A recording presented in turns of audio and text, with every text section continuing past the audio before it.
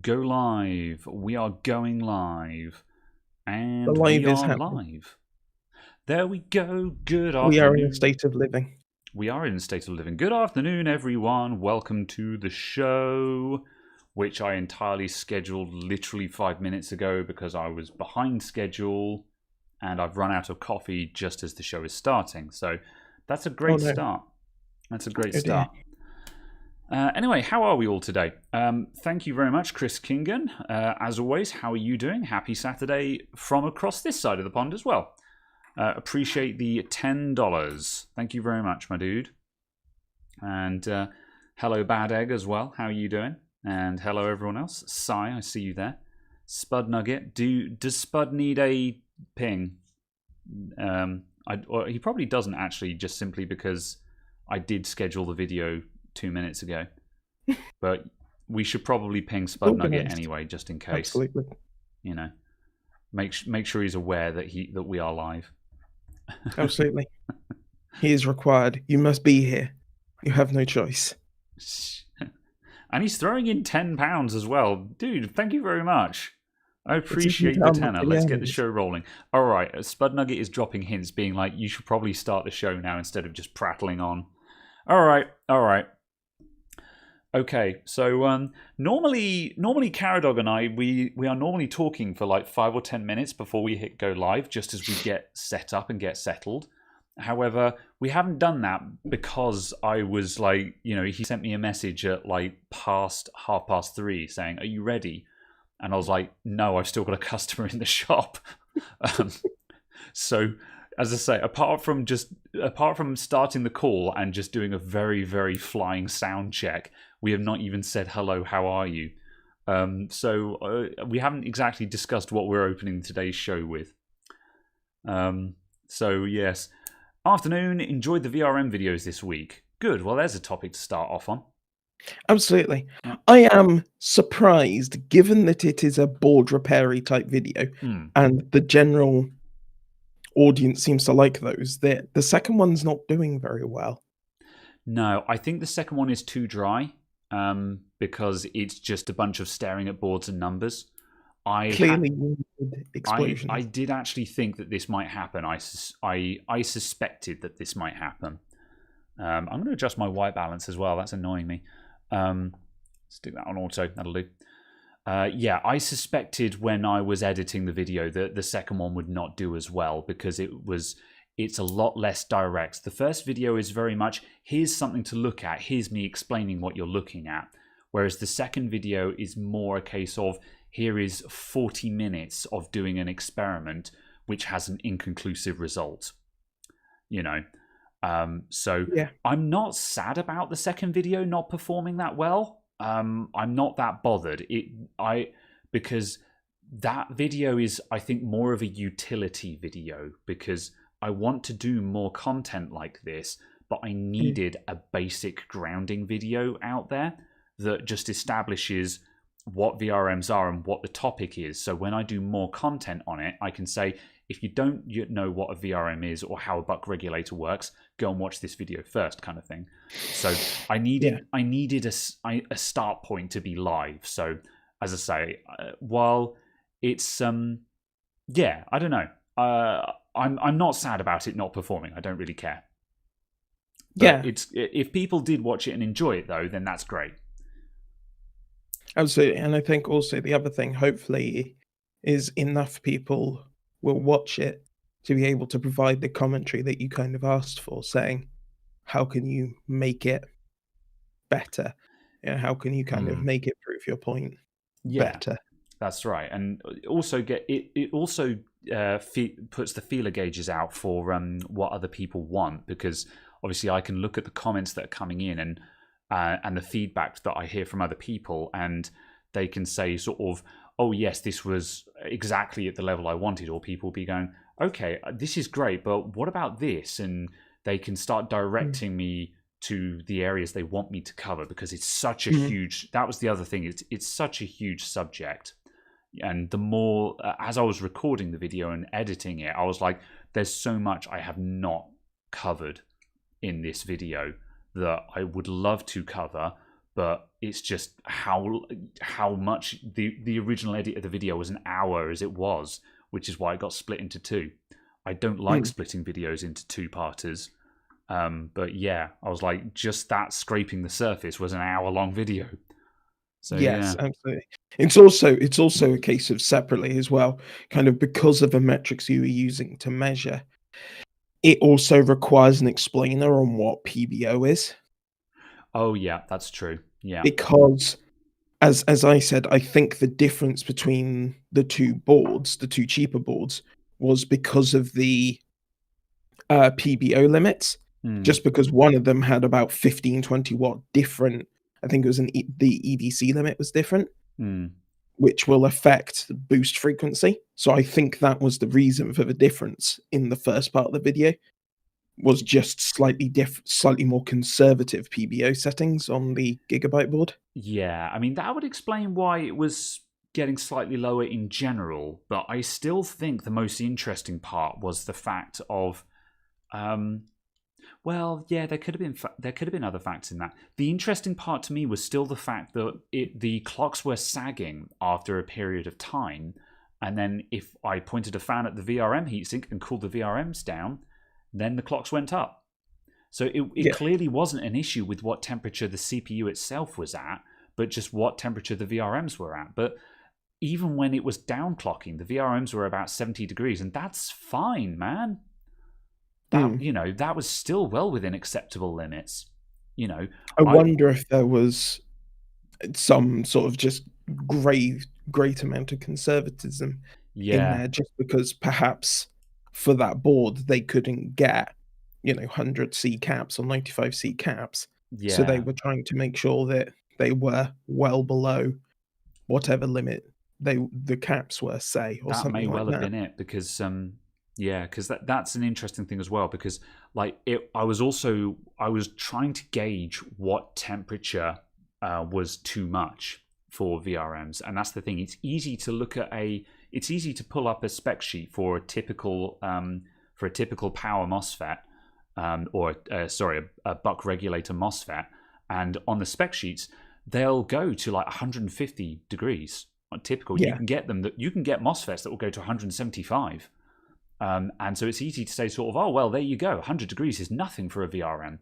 But of course, it's yeah, not just the MOSFET. If you've got a MOSFET sitting at 120 degrees centigrade, that heat is going to bleed out to all the components next to it as well. And you don't want the absolutely. capacitors nearby to be anywhere near that kind of temperature.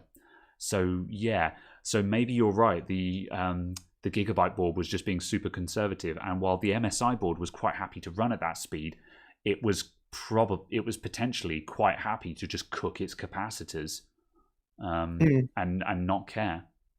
It'd be interesting. I don't know how you do it Hmm. without a large amount of time investment, but it'd be interesting running the same static overclock on both of them and seeing which one fails first. Obviously, the plural of anecdote isn't data, but Yes. Yeah. Yeah, I think there's interesting mileage in that because there are lots of I've seen this example before. Like a really good example was a very long term experiment that Dave Jones from EEV blog did. He made a small series of videos about how to run LCD displays, and by that I mean just black and white LCDs, like what you'd find on a calculator. mm, Just a 7-segment LCDs. And while he was making that video, one of the things that he points out is that you have to run, you actually run them on AC. The actual drive signal is AC to the segments. And he mentioned in the video, you mustn't have a DC bias because that'll kill the display. And there were comments on that video that were just like, well, how long does that take? Because if you give them a DC bias, they'll switch on. You can run them on DC. So how long does it take to actually break one doing that? And he said, I don't know. Let's find out. And what he did was he got a breadboard and he rigged up just a single 7-segment counter that just counted through the digits that was being driven on a DC bias. So direct current, no AC signal. And he left it running for literally like 2 years. And 2 years later, that LCD was fine. It was completely fine. But all the textbooks will say, no, that'll kill the display. But this one didn't care. Now that's not to say that that's the right way to do it, of course. That's but it was interesting to show that where you might get some rabid keyboard warriors that would be like, you can't do that, you'll destroy it. And he'd be like, well, no, you don't, and you won't. And so I would be interested in running similar experiments where, it would be great to have a sacrificial board that I stick a CPU in, where I've overclocked the balls off of it just so it has a ridiculously high power draw, and just leave it running flat out with no cooling and just see how long until the board dies. And just see if we can get a rough minimum time before failure on it. Because if it lasted, I don't know, 6 months and then fell over, you could say, there you go, heat is clearly what has killed this board, kind of thing. But that's the problem, is how long would you run it before you said, clearly this board doesn't care about the temperature, That's the problem, is how long do you expect the experiment to have to run before you've got a useful result? Before you've got to have anything that could be considered data, you'd need like 50 of them that are kept down at like 35 degrees VRM temperature. And 50 of them that are at 100 degrees. I mean, I don't think this wouldn't be a scientific test, as you say. It would be an anecdotal to draw test. Actual data, but it's kind of a case of how long would I expect a random one-off one to last? Yeah, I don't know, 4 years. But then, do you really want to run the test for 4 years? But then it's a case of, if it's running hot, how long would I expect it to last? 3 years, kind of thing. It's kind of a case of, I feel like it will shorten the life, but then also at the same time, the people who are buying the stuff possibly won't care. Yeah, because they'll be buying new stuff every 3-4 years. Yeah, so it's kind of this is the annoying thing. This is why it's very difficult to really gauge results, because all the time I see comments from people whenever I make a video about overclocking. There's at least one comment somewhere in there from someone going, overclocking shortens the life of the CPU, and you're just like, well, these CPUs are designed to run for let's say they're designed to run for 10 to 20 years.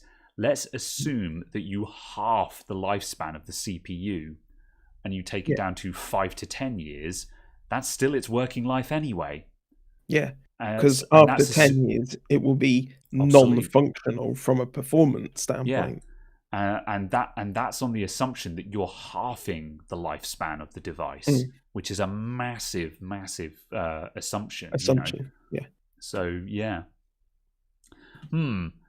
yeah, possibly interesting stuff to do. Yeah, I don't know. Maybe just experience will come into it just as I do more testing, because I do want to get into more overclocking related stuff. Just to show, because again, the channel is all about the journey, and it would be nice to show the journey of me learning about modern overclocking, because my overclocking knowledge is very old and outdated. Yes, I just very quickly had a look and went, what Intel CPU was released in 2011, and it was basically a case of the 3960X for the Extreme Edition stuff. So it was 3000 series, and it's kind of a case of, I guess 3000 series is still functional.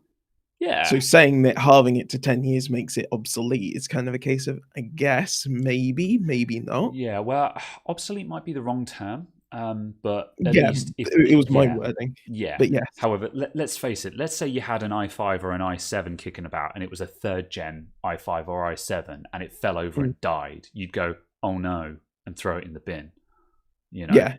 Basically, I mean, if you've got one, you'd be like, "Oh yeah, you stick that in an office box and she'll be right," kind of thing.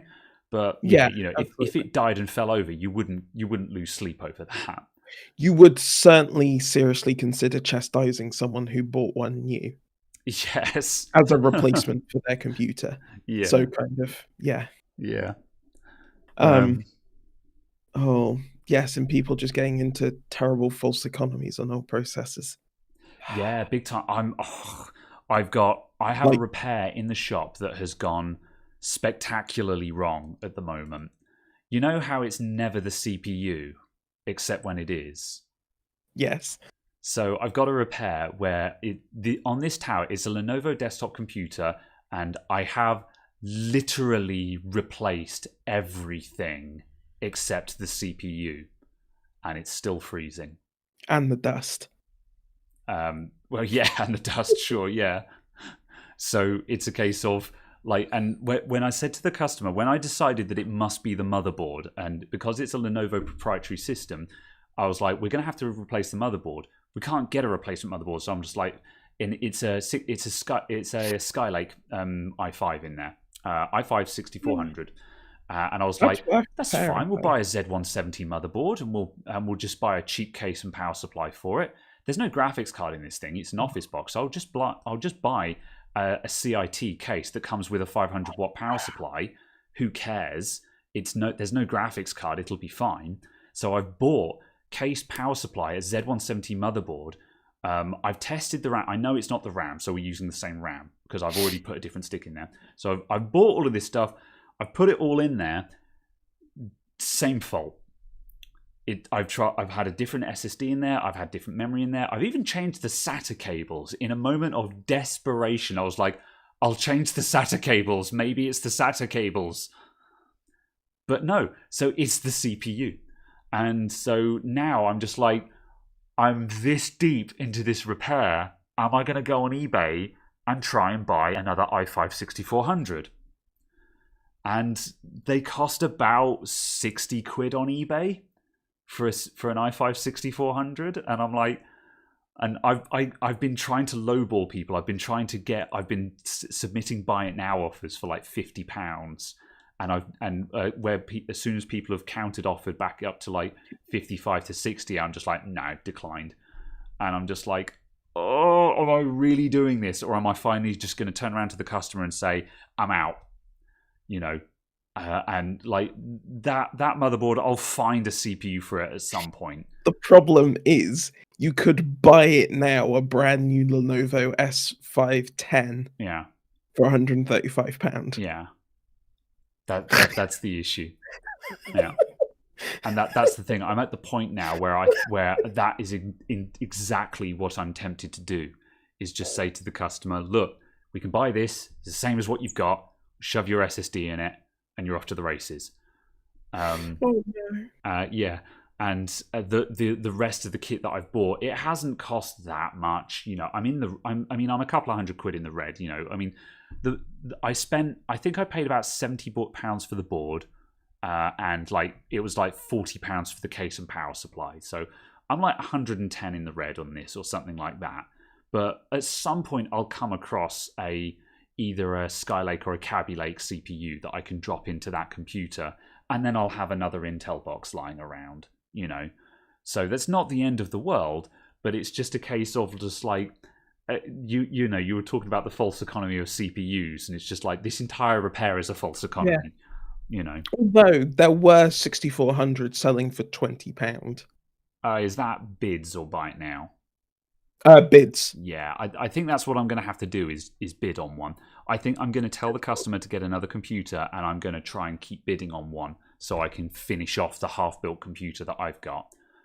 So it won't be a repair for the customer. I'm just going to finish that in my own time when I don't have the customer calling me up every other day saying, is it done yet? And I'm going to be like, I'm bidding on CPUs on eBay.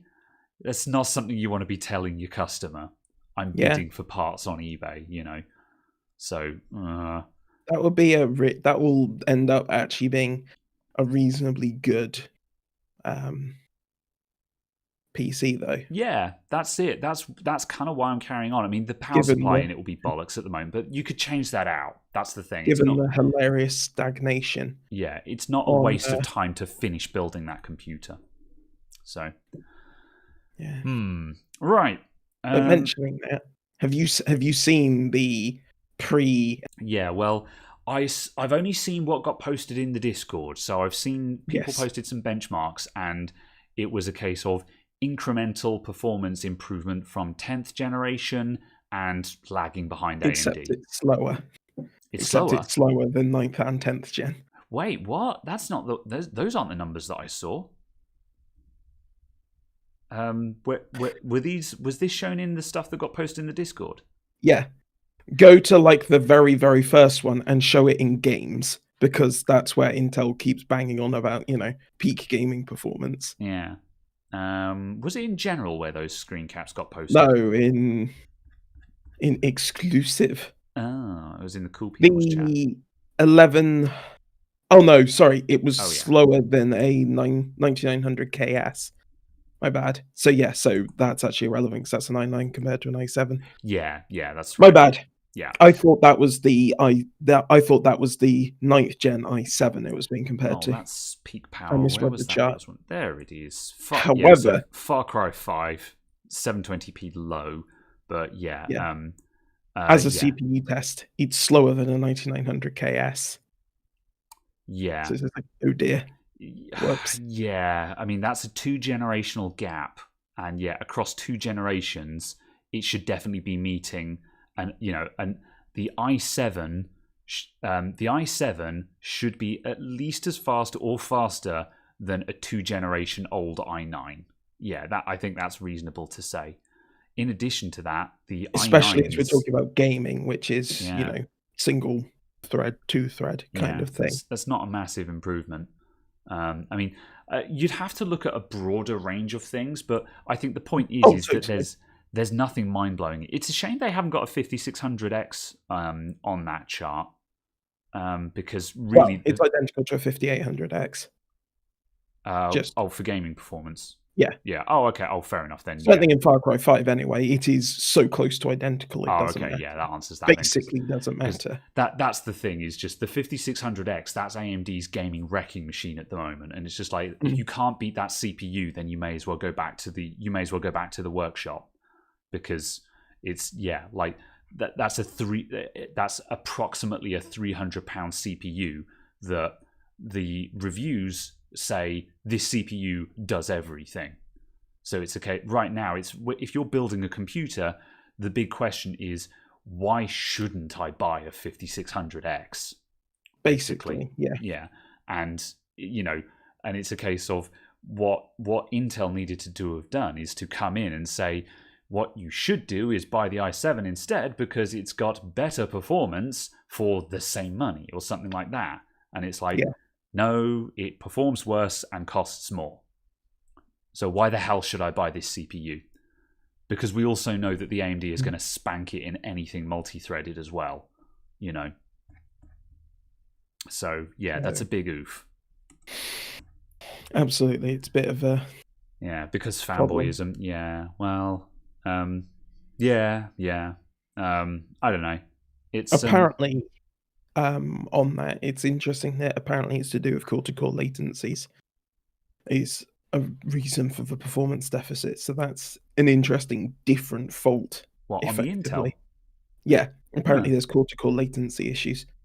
I haven't specifically read up on it, but it's mentioned in the Anantech document, and there's apparently just It's interesting that they're having that issue, considering that they're a monolithic die. Like you would imagine that would be the battle that AMD were fighting because of the CCX setup.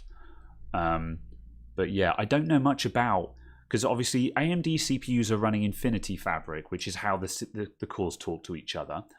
What does Intel run instead? What's Intel's equivalent of that? Do you know? It's a ring bus. A ring bus, yeah. Yeah, presumably their ring bus is on its last legs, I guess, or it's a case of possibly they've run it, or by default it runs too slow.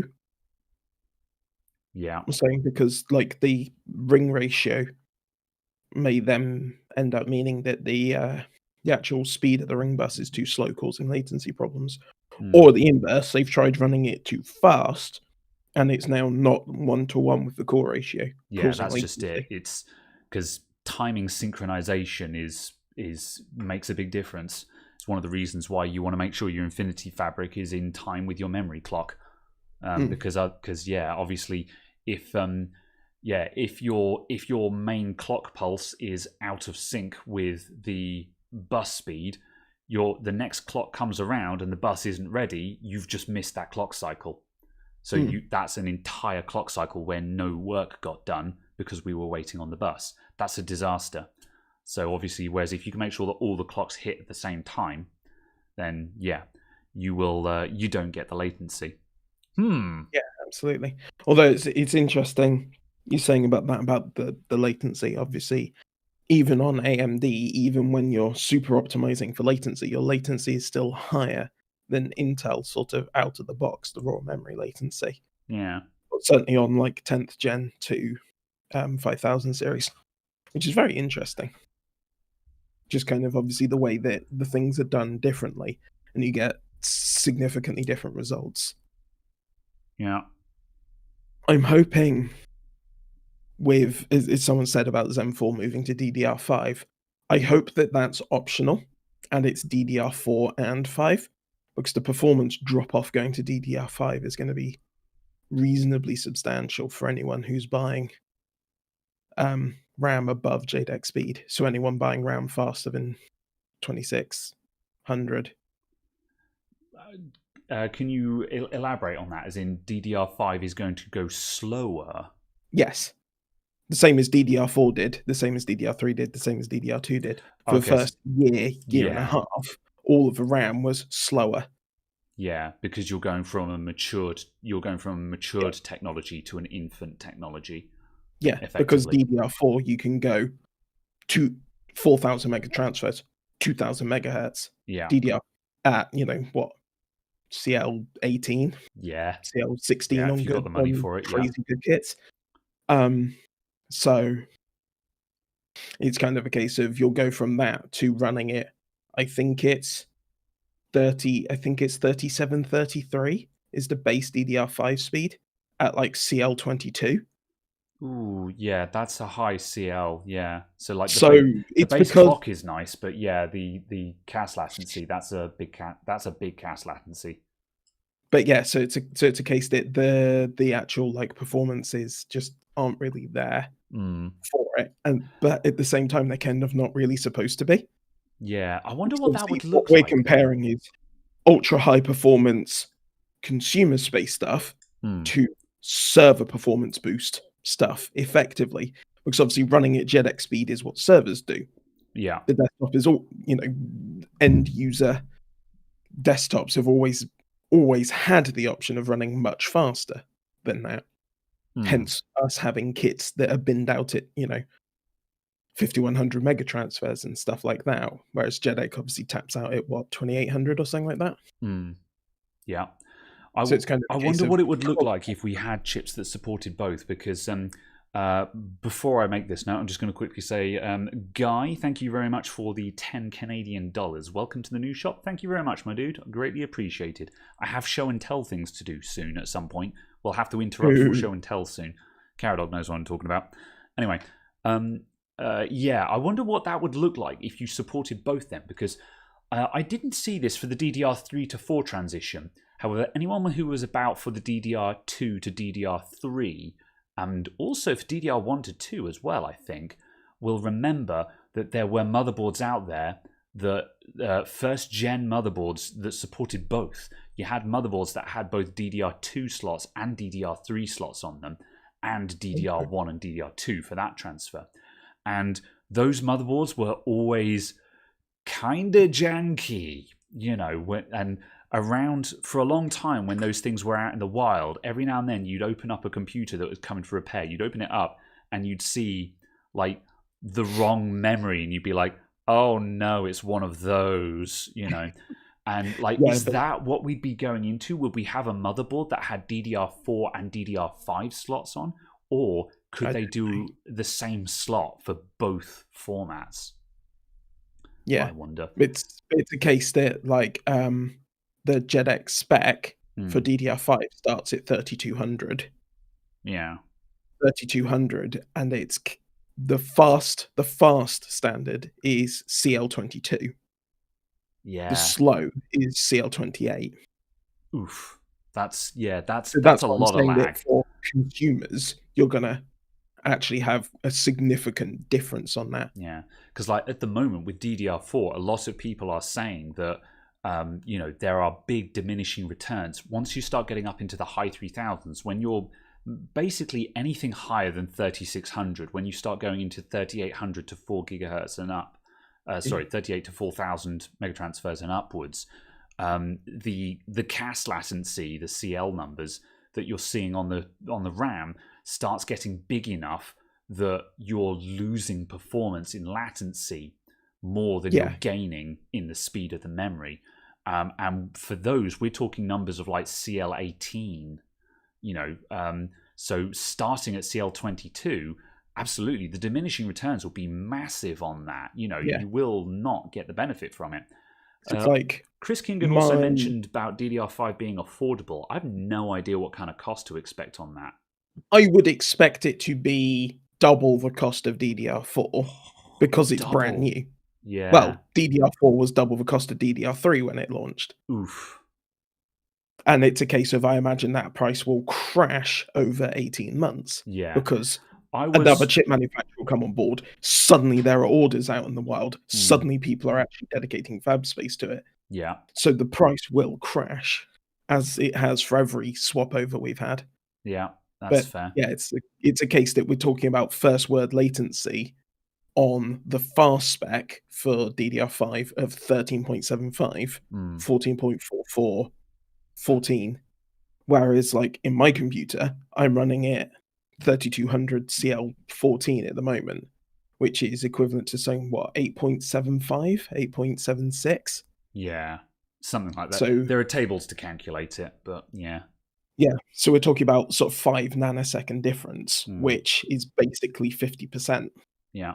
In very rough maths. And it's just kind of going, yes, there's approximately a 50% deficit, potentially. A couple of people in the chat have pointed out how the motherboards that had 2 types of memory on them were possible because the memory controller was in the North Bridge, whereas obviously these days the memory controller is in the CPU. I don't actually think that's relevant to this situation because in this instance, the reason why that was possible is that they could have a controller for both types of memory on there. However, it's entirely possible to have a controller for both types of memory in the CPU anyway, in the same way that the current Ryzens support ECC and non-ECC memory. To a degree. Although yes, actually, no. I didn't mean it quite like that. I meant more of a case of Zen 4 doesn't bring DDR5 to the consumer desktop. I see, yeah. I meant that Ryzen 6000, presuming that's what it's called, remains DDR4, but Threadripper 4000, assuming that's what it's called, or Threadripper 5000, and server, whatever the hell the server's called. I've just forgotten what the server's called. Yeah. Epic. Yeah. And Epic are DDR5 because the higher base speed of it, plus the inbuilt ECC and things like that, will be far more relevant. Then you give it 12 months, that makes you'll have sense. slightly better bins kits for general consumer, for gamers. Yeah. And that will be the market. It makes sense to me. That makes a lot of sense. Yeah. I agree with that. So DDR4 on the Ryzens, and then DDR5 on the high-end desktop and enterprise space. Yeah, absolutely. Because assuming that a 12-month delay on it would then allow for the future bins of DDR5 to come through, because they've already started drafting specs for 6800, 7200, 7600, 8000, and 8400. Yeah. So it's a case of, obviously, if a couple of those, even just the 6800 and the 7200, come in as kits, they're actually available for general desktop, that actually starts becoming worthwhile. Yeah. That'll be very nice as well, because if nothing else, it'll just let people hold on to their DDR4 for a little bit longer, because obviously we're all at peace with the fact that Zen 4 will be on a new socket. We're all at peace with that because we know it's happening. We know it's going to come. AM4 is on its last legs. We know that it was lucky. AMD were resistant to support it as far as they did. They only did it because they said they would. They'd have changed the socket if they could for the Ryzen 5000s, but they were committed to supporting it for this long. But obviously, if we can, when the next generation comes out and everyone's got to buy new motherboards, if they buy a new CPU and a new motherboard, but they don't have to replace their RAM, that's going to make that a lot less painful, because your motherboard is going to cost you somewhere between 150 and 200 pounds. And that's a bit of a bite to buy a new one. But when you're buying another 100 to 150 quid's worth of RAM on top of that, that turns that into this is half of a new computer instead of an upgrade. So yeah, obviously having that one generation transfer where you got to change your motherboard, but you can keep your RAM, that'd be awesome. Because certainly at this time where DDR4 is so well established, there's loads of people running around with very expensive 32 and 64 gig kits. Yeah. And also just how it will be a performance regression. Yes. For the high-end kits. Yeah, absolutely. Especially because the people who've got the most expensive kits are the ones who will get hit the hardest by that performance regression. Yeah. Whereas for the people who've got, the cheapest 16 gig kit that they could find, that's not really going to be the end of the world. It wasn't massively expensive anyway. So, 32 and 64 gig kits. That's what I think I meant. But yeah. Very well. Yes. Right. Yeah. Good conversation. Crystal, thank you very much for the 99p with the emoji. I appreciate you. Okay, right. I've been trying to keep a rough look on the chat, and I think we're up to date. Just people discussing things. Okay. Anything more to add, or shall we move on to show and tell? Move on. Okay. Right. We're going to do some show and tell then, everyone, because I received a box, and I don't know if the box is actually going to say who sent it or not. Caradog knows who it is, but I don't. So, one moment. I'm going to get a box, and we're going to unplug something. We're going to unbox something. This is an unboxing channel now. The plug for the box will be removed. It will no longer be plugged. This is no longer a sponsored spot. This was delivered with care. Right, hang on a sec. Let's adjust. Right, and I'll just see what it looks like at 90 degrees. Otherwise, I might have to just muscle you out from here, Caradog. Yeah, I'm going to muscle you out of the picture. Hold on a sec. I need that. And say some words, Caradog. Hi. Yes, good. You can still be heard. I didn't want to do that thing that I did that one time where I switched scenes and then no one could hear you. So, because that was a thing that happened sometime.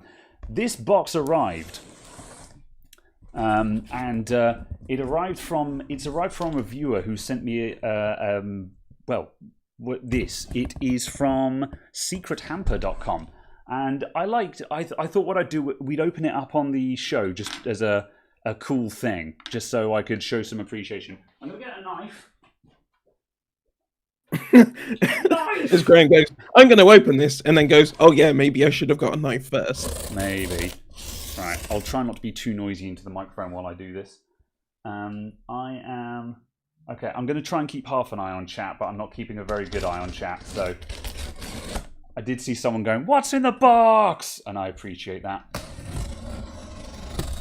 Yeah. Right, I'm going to have a quick peek just in case there's personal information in here. I don't know if there will be or not.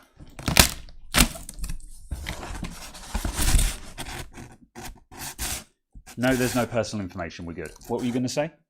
I was just going to say, the amount of times I've referenced that and just go, what's in the box? And then realise that I, in fact, have never seen the film. You've never seen Seven? I have never watched Seven. Seven's a great movie. I highly recommend it. Oh, absolutely. I know it's a good film. It's just the fact that I've never watched it. So I'm just like, Comic Sans! Someone who cares has sent you a hamper that has a welcome note in Comic Sans MS. Changing the world, one random act of kindness at a time. Cool. Secret hamper. Let's see what's in here. Right, I'm going to rustle for a sec. Oh, what's that? Aha! It's not so secret. They have identified themselves. There is no personal data on here. Good. So I have to double check because it's really easy to make mistakes and just suddenly dox someone. Your secret hamper was lovingly sent by Dorset Tech. Thank you very much, Dorset Tech. I know who that is.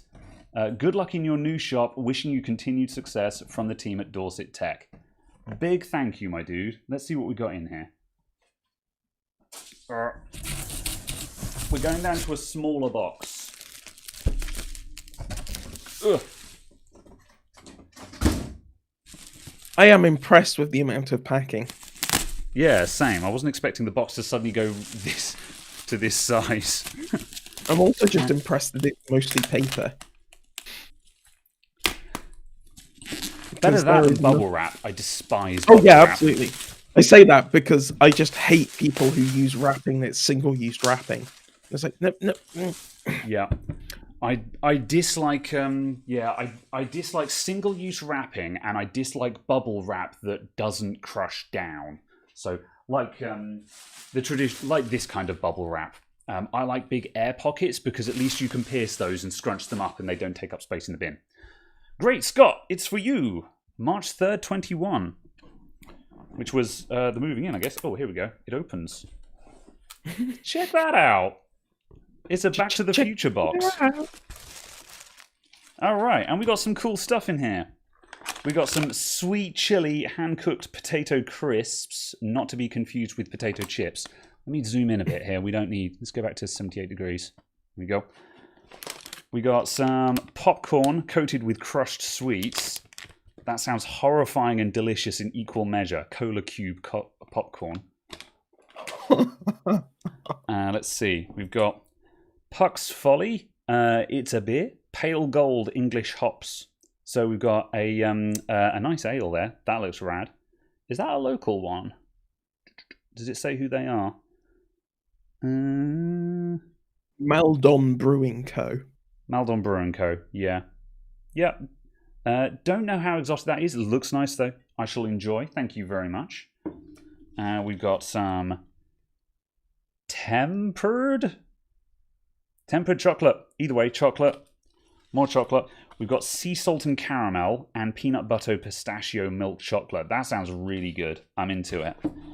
And we've got the Beard and Gentleman's Grooming. Oh, Gentleman's Grooming, the Beard and the Wonderful. Oh, sorry, I was looking at the stream, and as you said that, you read across on the chocolate, and I was very confused about there being Gentleman Beard in your chocolate. Yes. Yeah, that's right, because your stream is out of sync with the audio because you're in the call. So yeah, and there is a beard grooming kit. So I've got some beard oil in there. I've got some, what's that? Beard wax, probably. And beard balm. Yeah, mustache wax, beard balm, beard oil, a tiny little beard comb, and a little pouch to keep it all in. That is rad. And a product usage guide. That's super cool. Well, Dorset Tech, massive thank you. I haven't checked to see if you're actually in the chat or not, but massive thank you whether you're here or not. I greatly appreciate this. That's super cool. Thank you very much for the warm welcome. I'm going to put that back in there for now. I'll put the beer back in there as well. And then I've got one more box which I'll quickly open, which isn't a present, but it's one that arrived just before we started, and I think is interesting, an interesting topic for us to talk about. There we go. Very cool. Let's put that to one side. I also like the fact that the box is branded as well, though. Yeah, I like that. That's very well presented. Like, I'll have to look them up. That was secrethamper.com. So yeah, I'll have to look them up and check them out because that seems like a great way to send a gift to someone. I think that's rad. So yeah, right. One more thing. Got an Amazon delivery here, which I'm going to open because I think it might be interesting. Yes, it is. At the recommendation, someone gave me a tip off. You know, we were talking about microphones. I've got here. This is the Rode Wireless Go wireless microphone set. Someone gave me a tip off that that this was on sale on Amazon, and I saw that and I was like, okay, that looks very cool. It was £125, I think. I'll just quickly show you what you get with this because I think it's relevant to discussions that we were having about wireless mics. Can I get into this without destroying the packaging? I would like to. That's what knives are for. Yeah, but if the top is glued down, you know. I'm pretty sure you meant to go in the bottom. Yeah, that's what it seems to be. Oh. It's not opening. Oh, there we go. There we go. Tear here. Oh, I don't want to tear here. Why can't you just have a box that you can open like a normal person? There we go. Okay, we're in.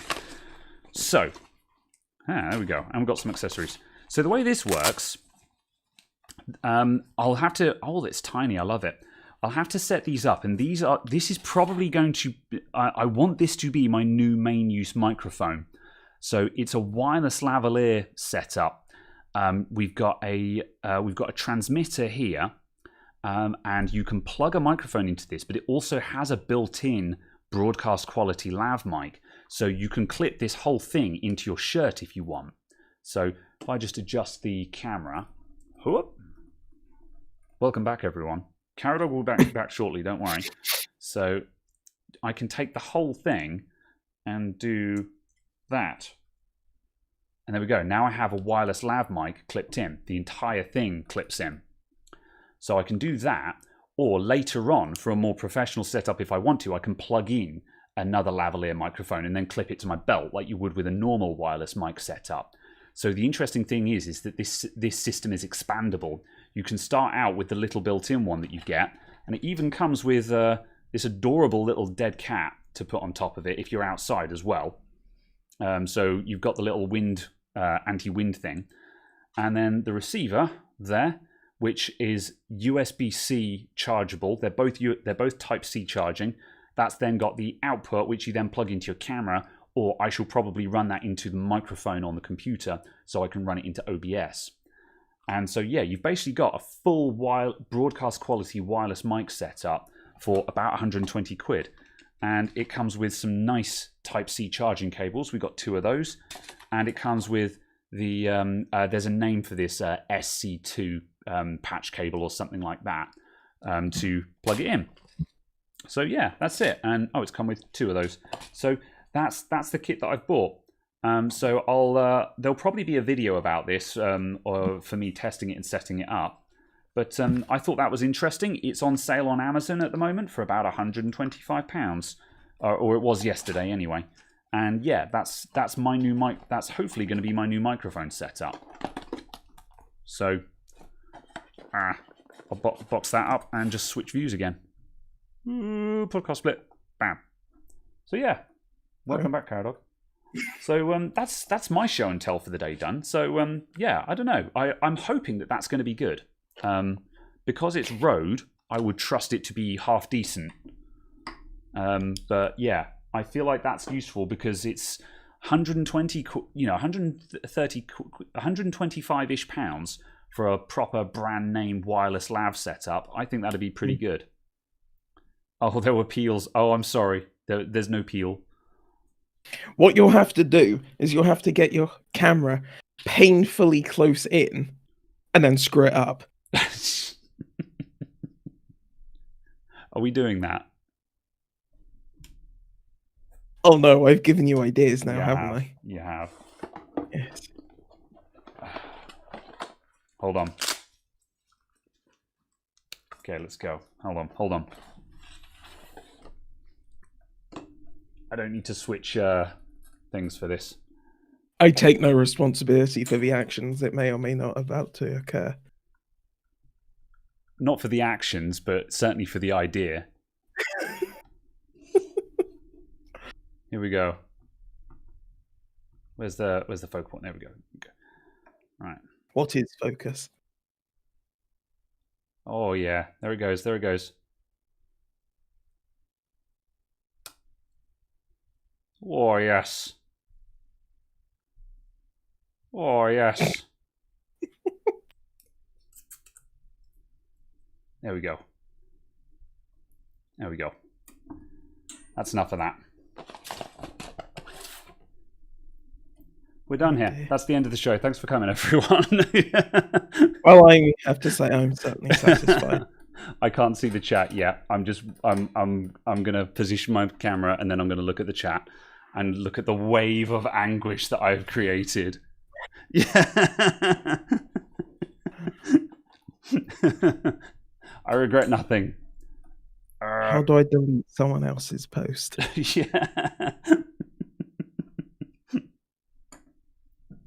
There we go. Right, so that's my new mic. I'm done with show and tell now. So big thanks to Dorset Tech for the secret hamper there. That's really cool. Thank you very much for that. And yeah, wireless go microphone. I'd forgotten that I had ordered that until it arrived like 2 minutes before we hit go live. And I was like, ooh, I'd forgotten about that. So I'm kind of excited to get that tested because at the moment I'm using my Samsung condenser microphone as usual, but it's in the way, and the problem is I can't just keep turning up the gain on it and moving it further back because then you get echo and all the rest of it. So this is going to allow me to have a nice wireless mic setup, and I can just walk around the counter with that and it not have echo and stuff. So yes, you've got a new microphone as well, Caradog. I was going to say, I'm just waiting for you to be wearing it, forget that you're wearing it, continue recording, go off and do something, and all we get partway through a video is kettle boiling noises. Yeah. Microwave ding sound. Quite possible. So yes, that's kind of what I'm expecting to randomly happen, and just be like, oh yeah, that's a thing. We need an animated meme in the background. Remember when we were going to green screen this and just have ourselves on a random backdrop set every week? I miss that idea. I still want to do that at some point. Absolutely, but it was also a case of we're planning on doing that in person. Yeah, that's true. Yeah. The circumstances have not permitted. Yes, quite so. Also, I can't live with this either, everyone. There we go. It's done. It's done. So, you know I got a TV as a screen. Yes. That came with some very thick peel on it. Oh. On the surface of the screen? Yeah, to protect it in shipping and so on. Fair enough. I was going to say TVs don't normally have a peel on them, do they? This one apparently did. Yeah, continue. Yeah. Yeah. And I left it on there for like 3 weeks because I kept kind of going, but what if I damage it? What if I damage the OLEDs? You're terrible. Who are you keeping it nice for? That's the question. Well, it's also the fact that I didn't trust how stable everything was. Yeah. Okay. Yeah. I mean, like, yeah. I get nervous doing a peel on like a new case with tempered glass. Like anyone who's actually done the peel on a tempered glass side panel knows that you've got to be.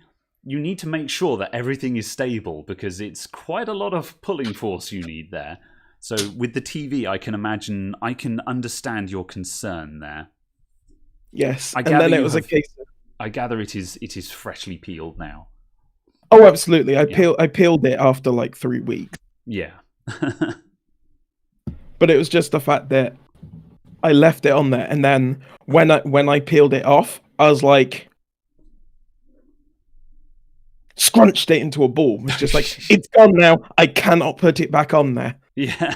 It's gone. It is now damaged. It can no longer be used. Yes. It is gone. Do not try and unfold this and put this back on there. Yeah, I have committed to this. Yes. Yes. And it was the fact that it was genuinely just like, do I need to get a knife and cut it in half so I don't try and put it back on? Well, the other thing as well is that protective film is almost going to give it no useful protection anyway, because it's just I don't know. Like I have seen people.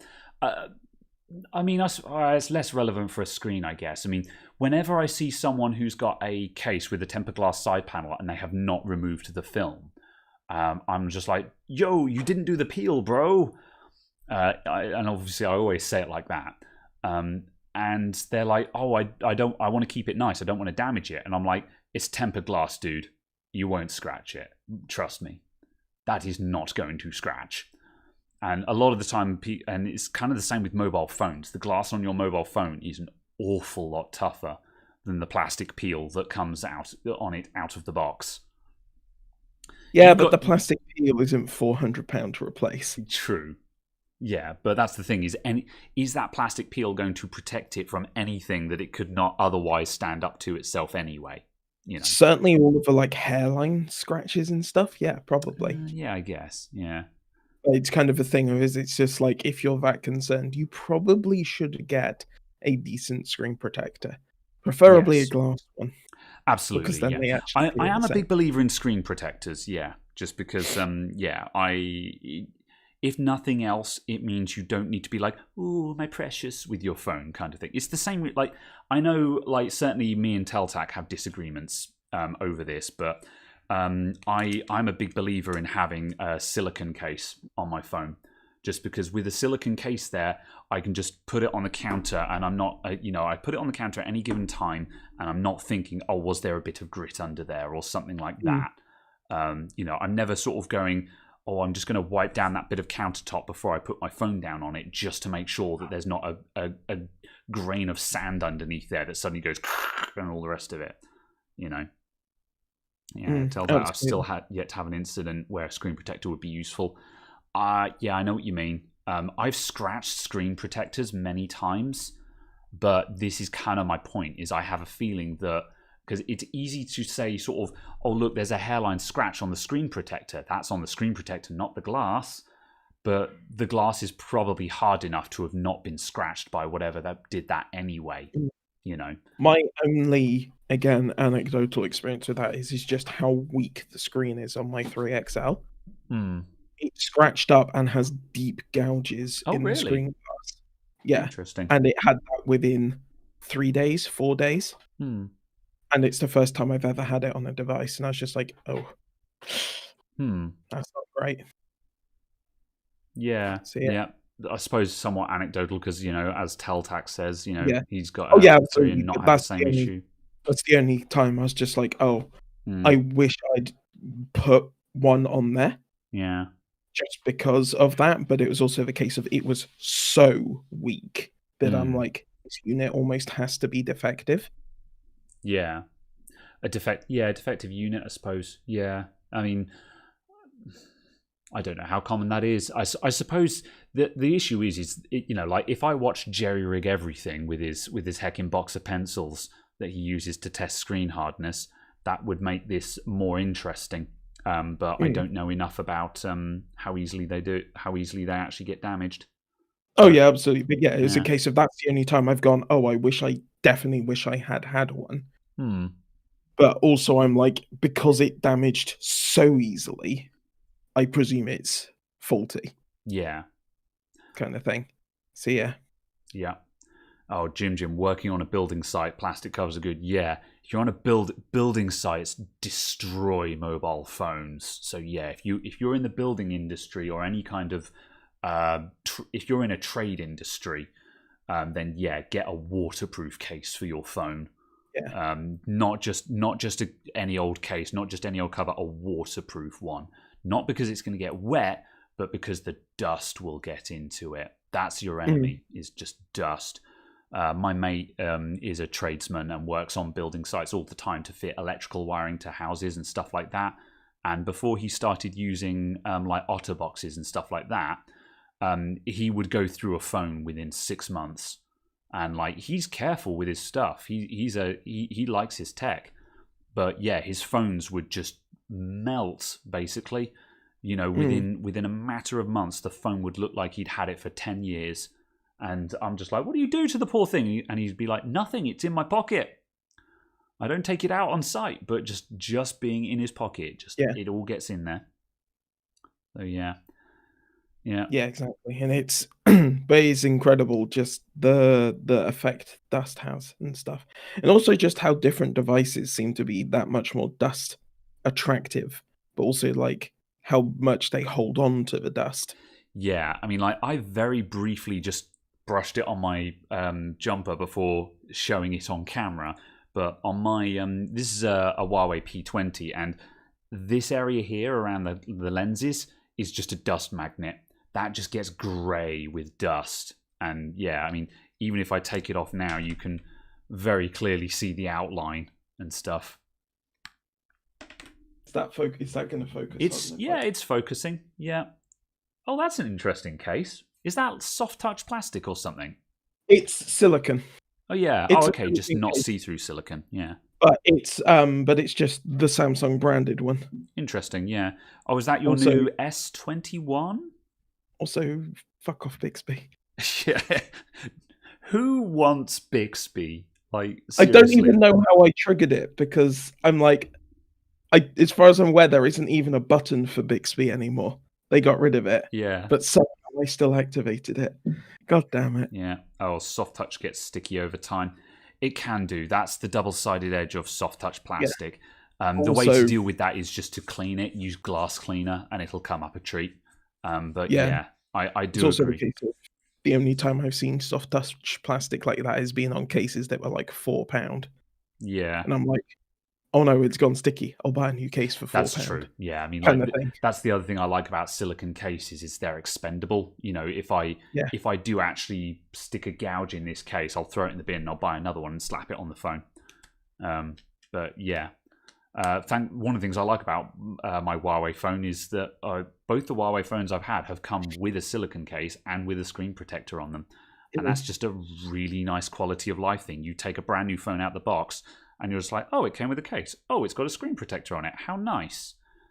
So it kind of makes me sad that, I'm not going to buy another Huawei because no Google services. And I like my Google services. There are no Apple services on my Android phone. Yeah. Wait a minute. Yes.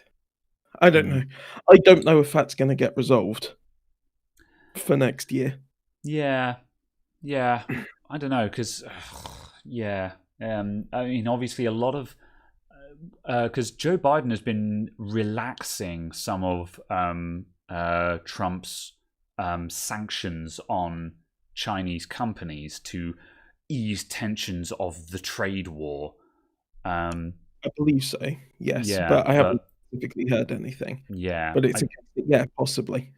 The thing is, I can't remember enough of the politics about whether people will be at ease about Huawei or not, because, you know, like, as far as I'm concerned, the question of, you know, is Huawei a Chinese government puppet kind of thing, it's a case of, well, in China, you're legally required to let the government in when they come a knock in.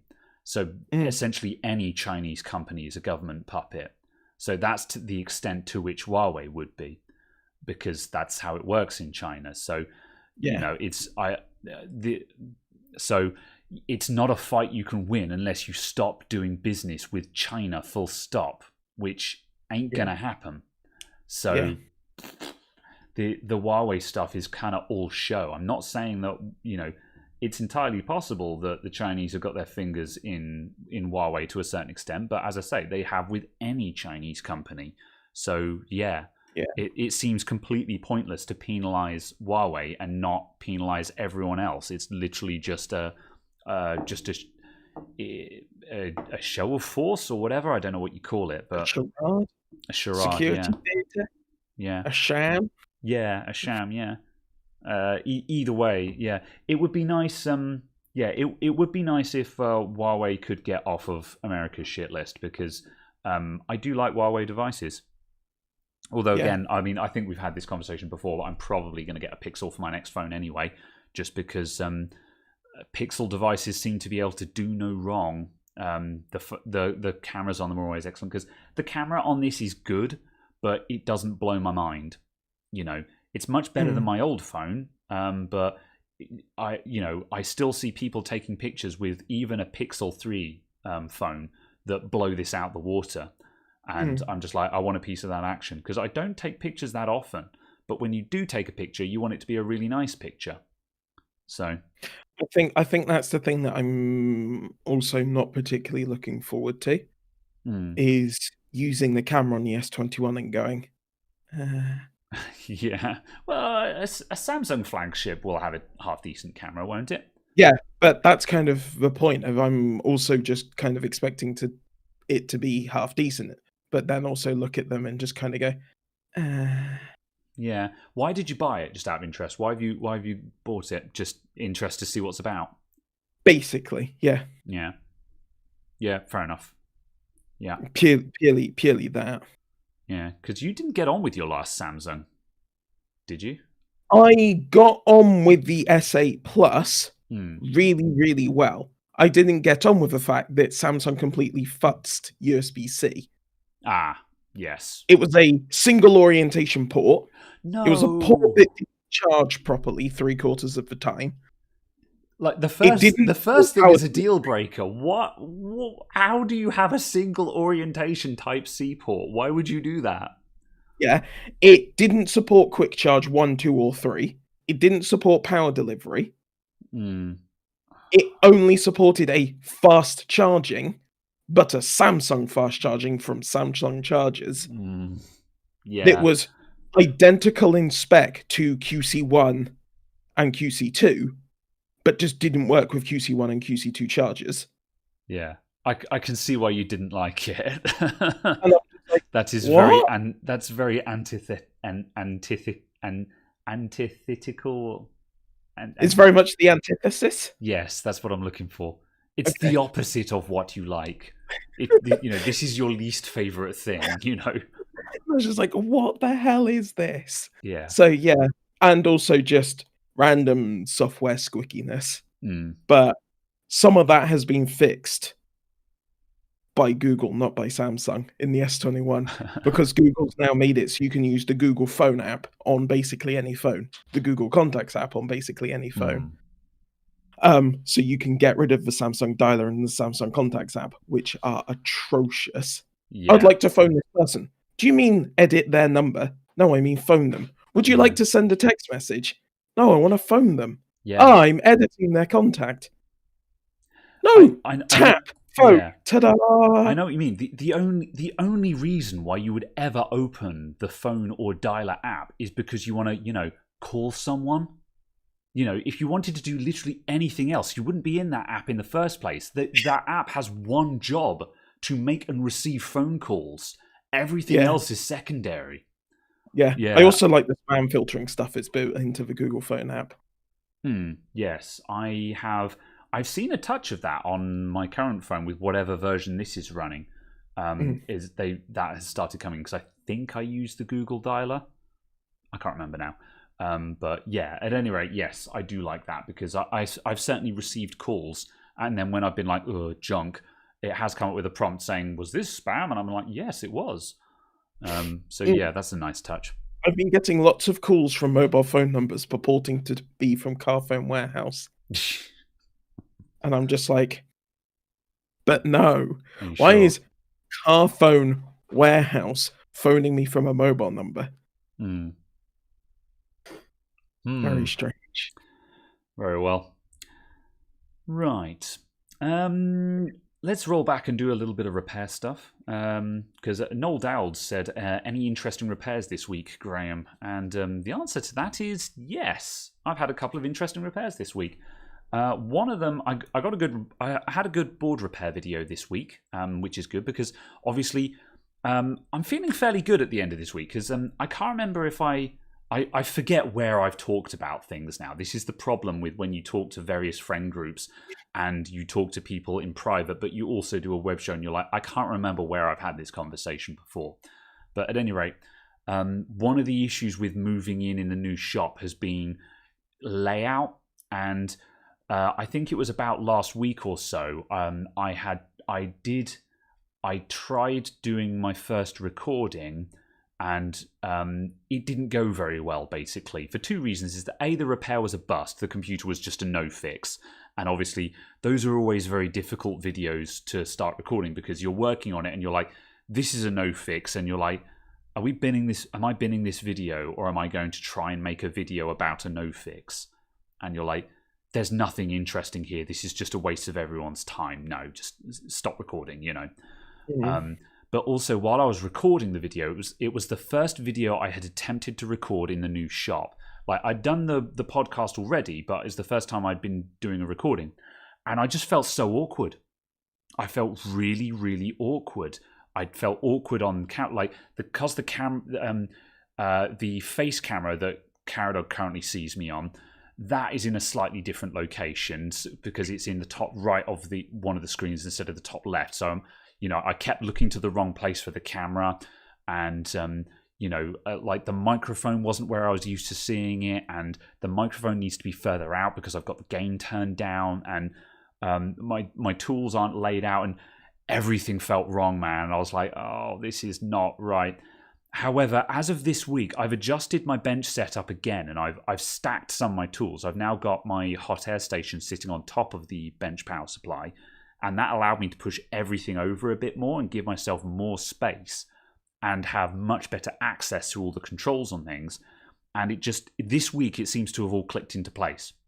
And so I got a good board repair, which went very well, and I did, there was voltage injection, there was a dead capacitor, absolute textbook repair. And I was like, yes, very happy with this one.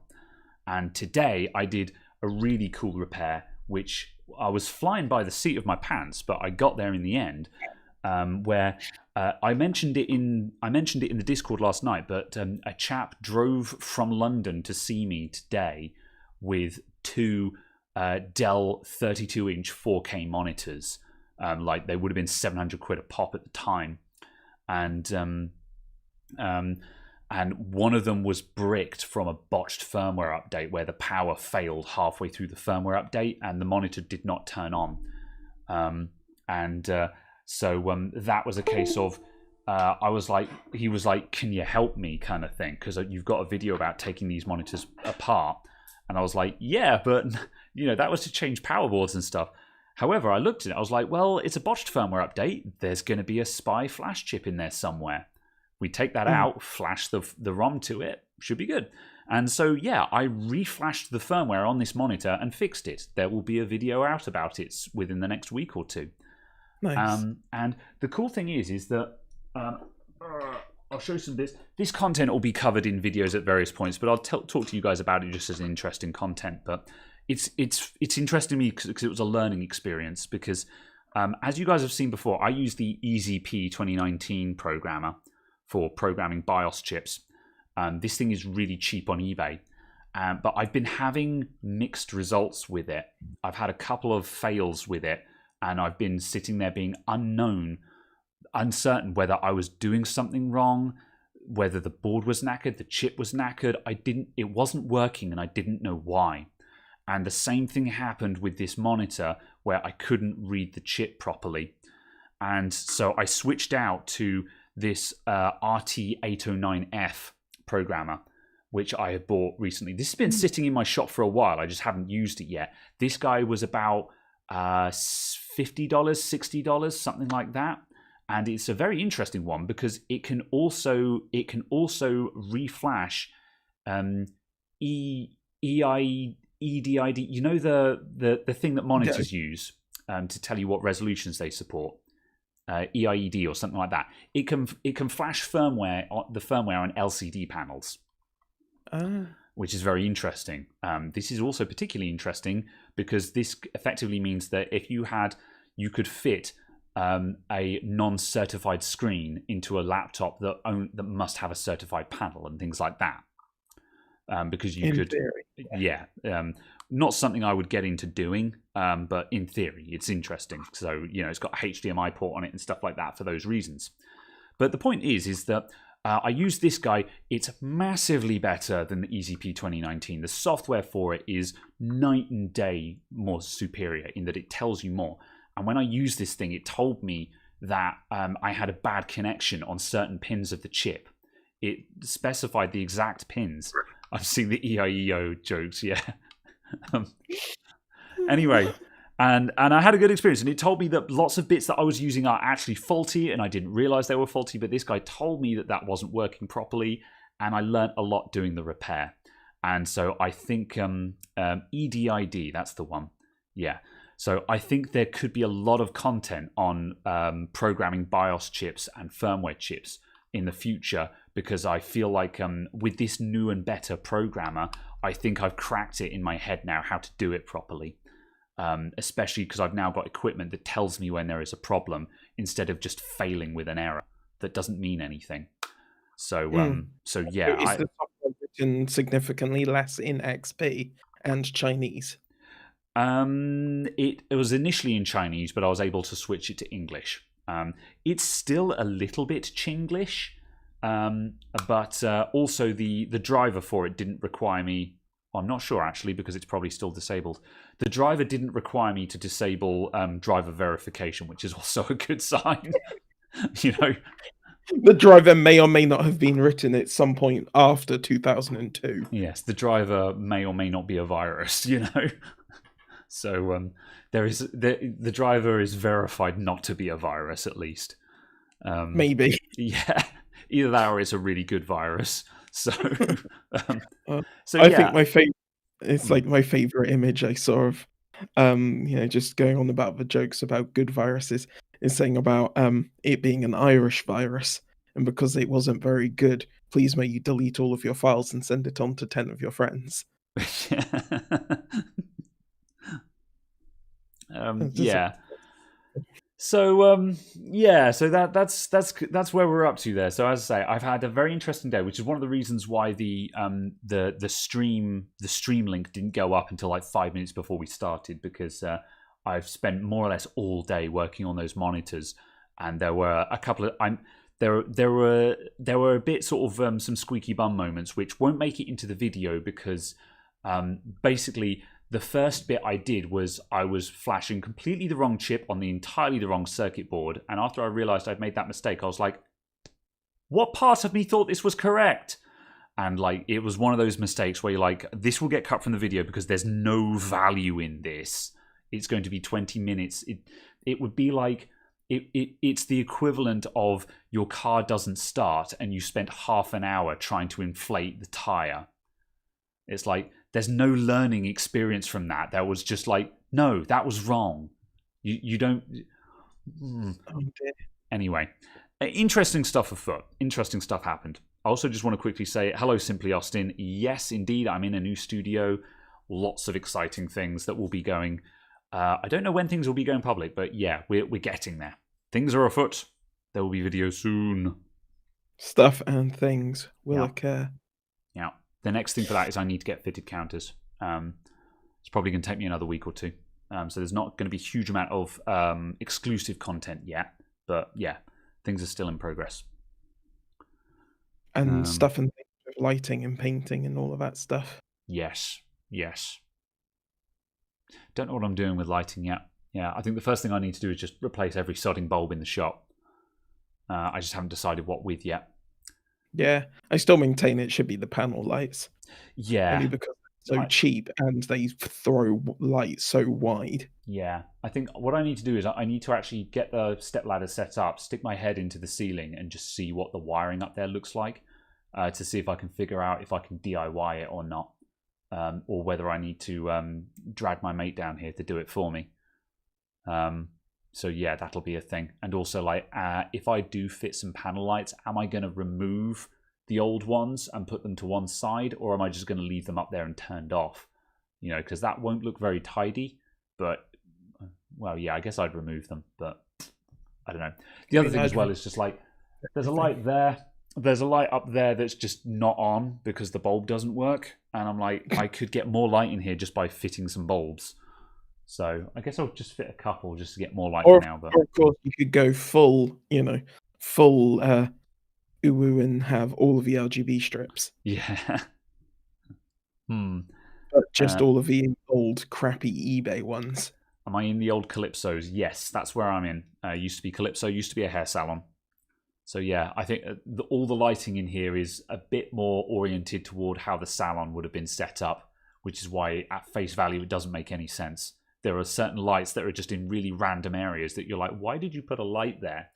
However, when it was the previous occupants, they had like sinks under that spot and things like that. So yes, a clean canvas for the birth of spaghetti cables. Yes. Spaghetti. Okay.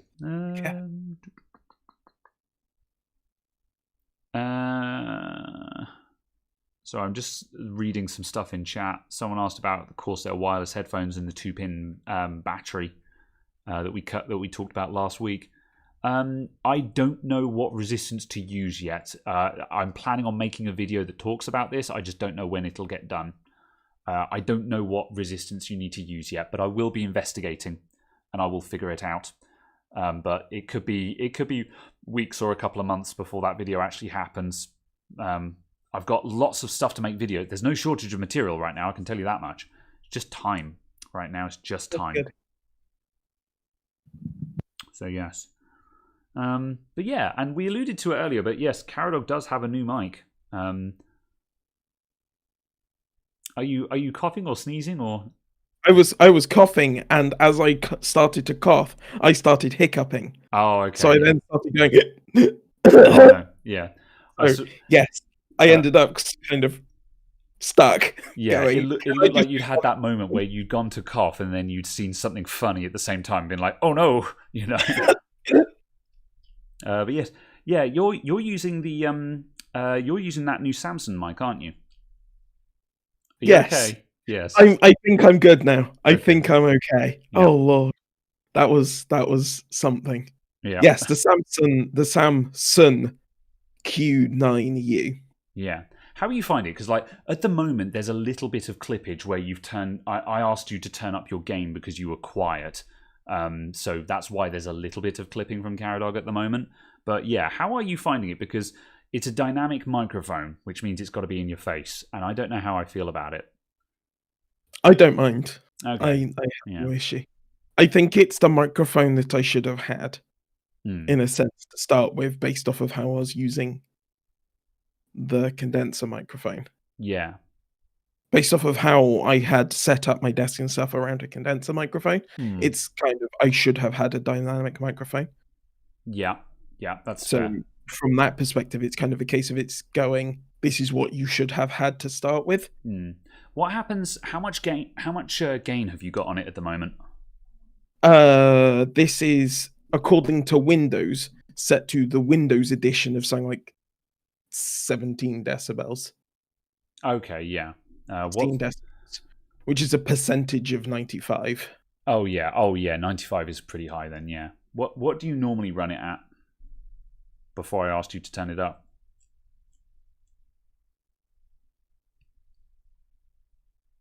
0. I usually run it at 0 gain, which is here. Oh, okay, yeah. And I probably need to come in a little bit closer so I'm actually loud enough. Yeah. What happens if you dial that in at like sort of, I don't know, 20 or 30 then? This is the maximum at 20.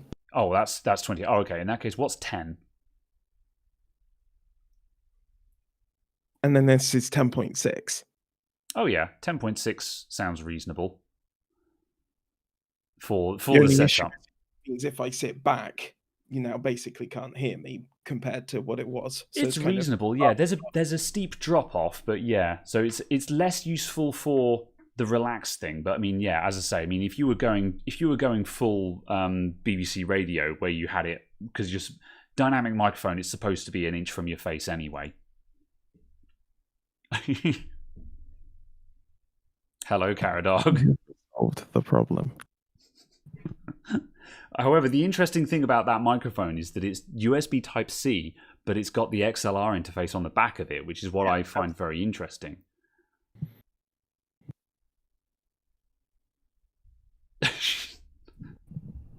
Indeed. Yes. Very carefully moving the active microphone. Indeed. I also just like the fact that the in the box it came with a to C and a C to C cable. Okay, that's nice, yeah. For connecting it to your MacBook. Just kind of going, no connectors at all. Yes. There are no cables, it is just a microphone. Lol. Yeah. Did it come with an XLR cable as well? I suppose they would assume you'd have your own. Yeah.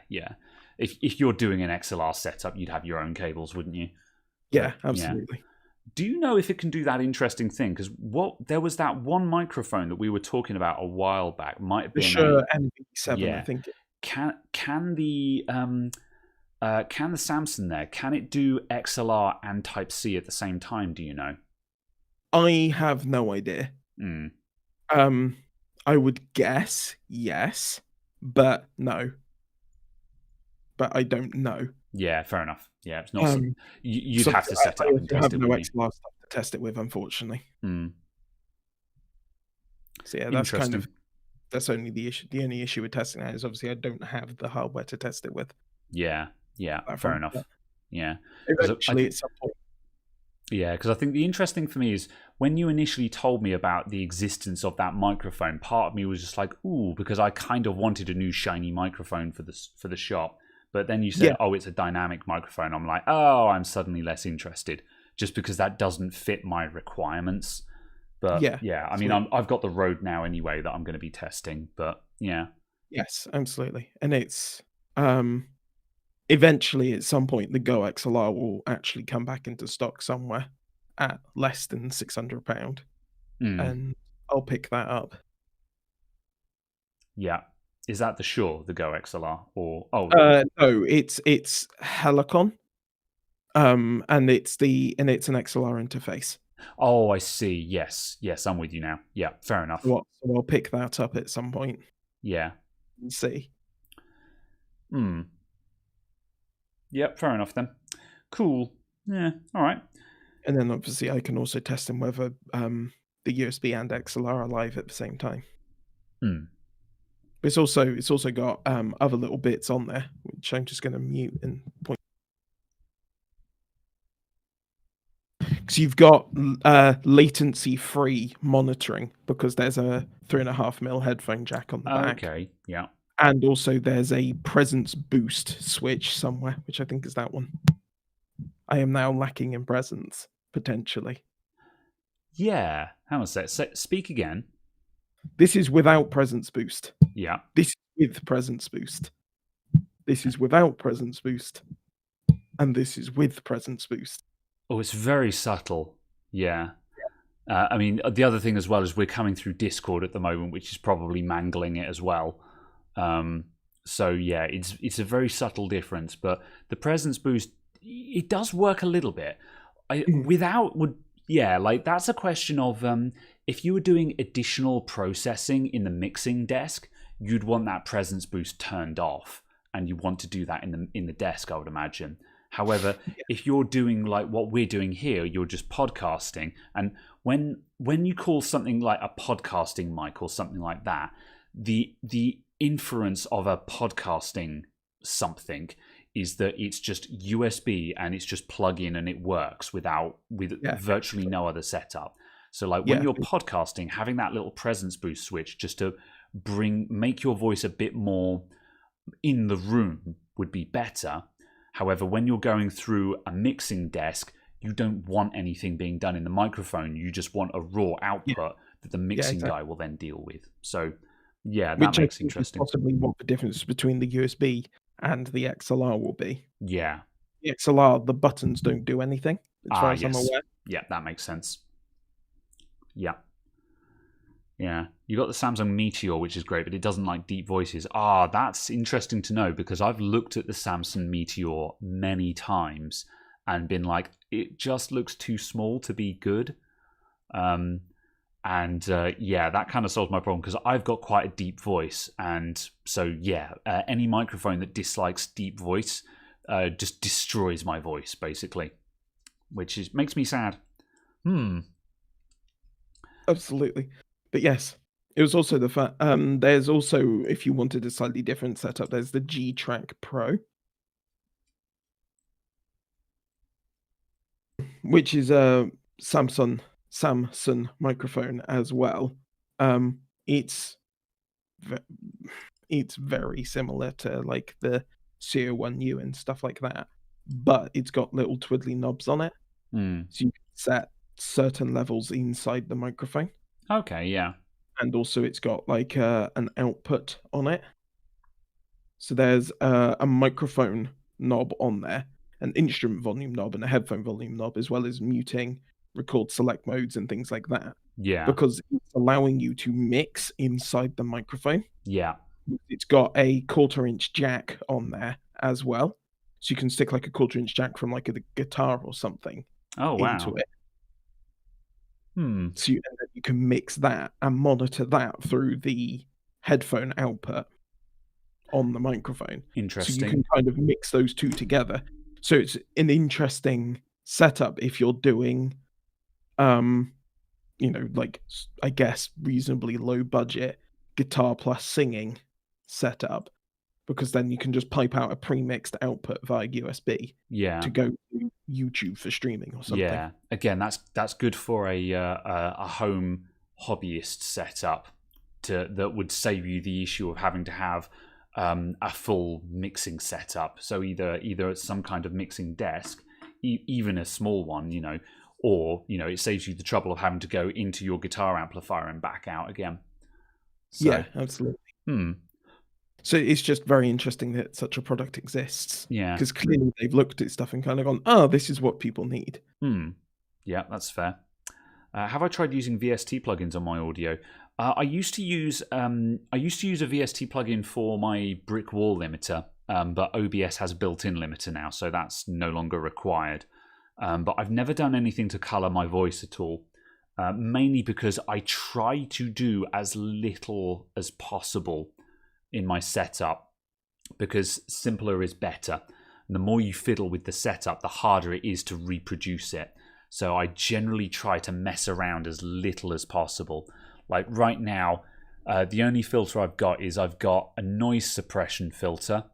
I've got the limiter, which is just a brick wall limiter, and I've got 5 decibels of gain.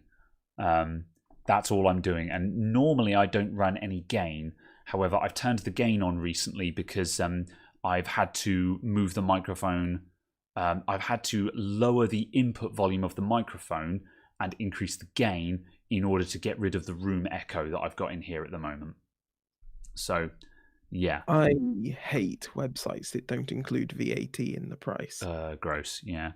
So I just looked at something and just went, it's in stock, shipping now, and it's £266. Excellent, I'm going to buy that. Like, right now, I'm buying it. And then actually over 300. By the way, we don't include VAT. And I'm just like, excuse me? Yeah. What? Okay. I assume it's business oriented then, because you're not allowed to do that in the UK. So, yeah, I'm just like, oh, fine. Whatever. So, yeah, it was just a case of, I suddenly thought, oh, I wonder if the Go XLR has actually come back into stock. I'll have a look. And it was just like, no. Well, maybe actually, it looks like it's in stock in a couple of places, and the price is now less than £400. So it's getting there. I see. Yeah. I can see why that initial price would have excited you for a moment then. Yes, absolutely, because it's a case of stuff was going for like 400, 450, 500, because there just wasn't stock. Yeah, so less than 300 would have been a bargain. I was like, oh, good, it's a bargain, and stock is available as well. Nice. But no, stupid things. It's like, oh yes, we expect this to be delivered by April. So in other words, you don't have stock.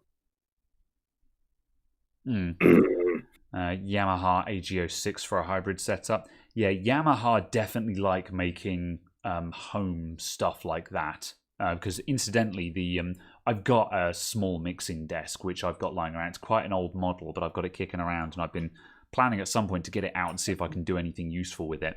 But that's a Yamaha, and it's essentially just like a 2-channel mixing desk designed for someone who is at home on a desk but needs XLR and a bit of mixing capability, not just an XLR box with USB, but something with a bit more control over that. It just doesn't need to be a big 32-channel monster that's like 1.5 meters long. So, yeah. Yeah, I'd say. Yeah, checking other stuff in chat. A couple of people said, oh, how's work been during COVID and stuff like that? Very busy. I have got plenty of work on the go. It's never let up for me. Just because, despite everything else, people's computers still break and still need fixing. So it's been about the same. In terms of footfall, again, kind of the same deal. Because I'm a service-based shop, people will come and find me. Yeah, footfall is more or less equal. My old location, I had the advantage of being directly across the road from one of the main car parks for the town. My new location, I'm directly across the road from the post office and the footpath up to Tesco supermarket. So both positions have got a high amount of footfall on them for different reasons. So that's all going well. Let's see. Noldow's, what will cause a laptop to turn on and then instantly back off again? No display. Missing voltage rail would be my first guess. 5 volt and 3.3 volt rails not coming up. Some laptops, the 5 and 3.3 volt rails are always on. However, on some boards, the 5 volt and 3.3 volt rails, they don't turn on until the laptop does. And I have seen it before where I was banging my head against a brick wall with a big HP Envy, a HP Omen for ages, where the 5 volt rail wasn't coming on. You press the power button and the light would come on for half a second, and then the laptop would switch off because the 5 volt rail was not coming on. And if I actually injected 5 volts onto the 5 volt rail, the laptop would switch on and work. But it couldn't. The 5 volt regulator would not run on its own, and I could not solve it. It wasn't the chip, it wasn't the capacitors. I couldn't figure it out. But yeah, so as I say, my guess is a voltage rail is not coming up. Again, as Chris Kingham pointed out, don't forget the obvious stuff like memory and that kind of thing. However, I'm guessing you've already tried that. So yeah, check the voltage rails. Check that you've got your 5 volt, your 3.3 volt. And check that CPU vCore is coming up as well, because that's another rail that will come on when you press the power button. And if you press the power button, the laptop switches on, but vCore doesn't come up, the CPU doesn't switch on, the laptop goes, and switches off again. Did the Dell person come back, the one with the smouldering connector? The XPS? No, they never came back. So I could phone them and say, hey, how's your laptop doing? But in a way, I don't feel like it's my job to chase them up about that. I did specifically say to them, if there's a problem, let me know. We'll look at it for free. Do come in so we can inspect it for free.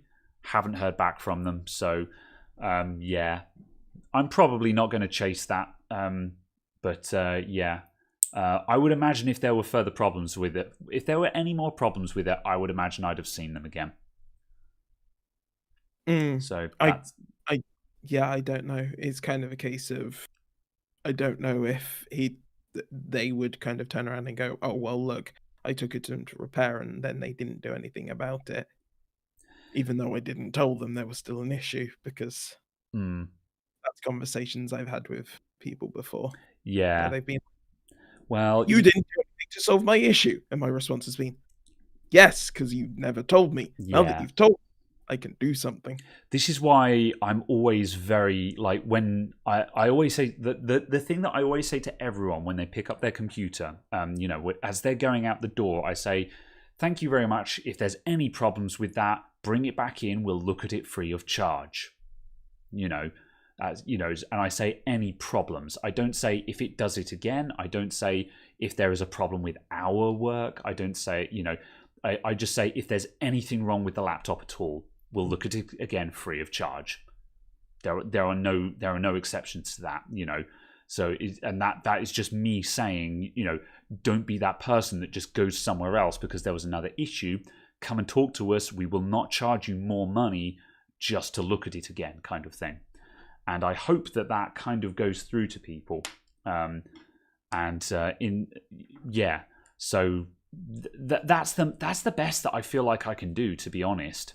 Because unfortunately, just, you know, customers going to customer, and if they, you know, if they don't pay attention and they just end up going somewhere else or not getting it fixed because they couldn't be bothered, then there was nothing that I could really say or do that would change their minds. And I mean, the only other thing I can do is, as I say, just dig out the customer details and call them up and say, hey, remember how I asked you to come back in?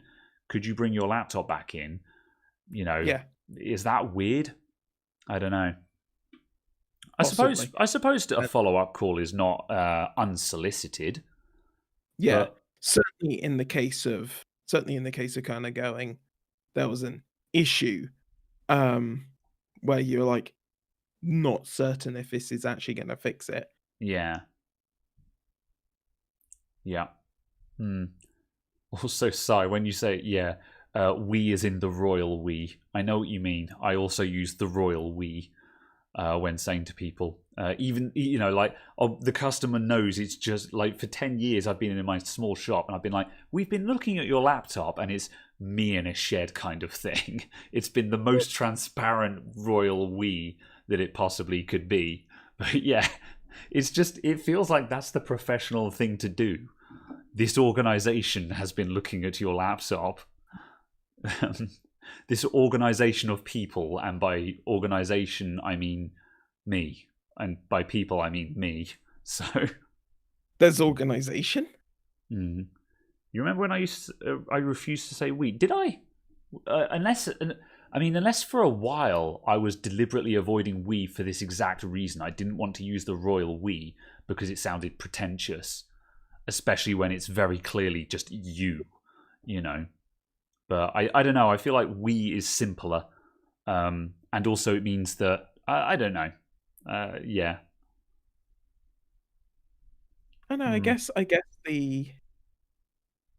I've always just said, "Oh, call me." Yeah, I guess. It depends.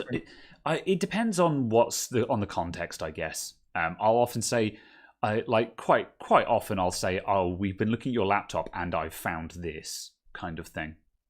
You know. I guess. Yeah, I don't know. This Omnicorp has looked at your 2000s laptop. Don't I feel as if I've set myself up when I say any problems? In a way, yes, and in a way, no. You're not wrong, because I am inviting someone to bring in an unrelated issue. But then on the other hand, on the occasions when someone comes back and it is an unrelated issue, I'll just say to them, this is an unrelated issue to the other issue. You know, I appreciate there's still an issue with that there is another problem with this laptop. However, this is not related to the work we did, and this problem did not exist when we looked at it. Or sometimes, but the other thing as well is that I feel like it's worth keeping an open mind, because if they come in with an unrelated issue, if that issue was there when you looked at the laptop, arguably it's still my fault for not having spotted and dealt and addressed the problem while it was in for repair. Because even if that's not what the customer brought it in for, like, if you take your car in for an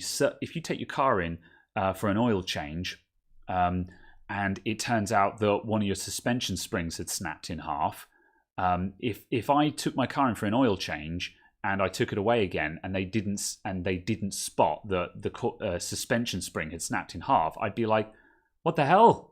How did you not spot that? You know, like, I know I didn't ask you to look for it, but I feel like they have, I don't know, I think obligation might be the wrong word, but I feel like a garage that did not just do a cursory look at everything and just make sure that the car was safe before giving it back to me, I feel like that is somewhat again, negligent is the wrong word, but a shortcoming.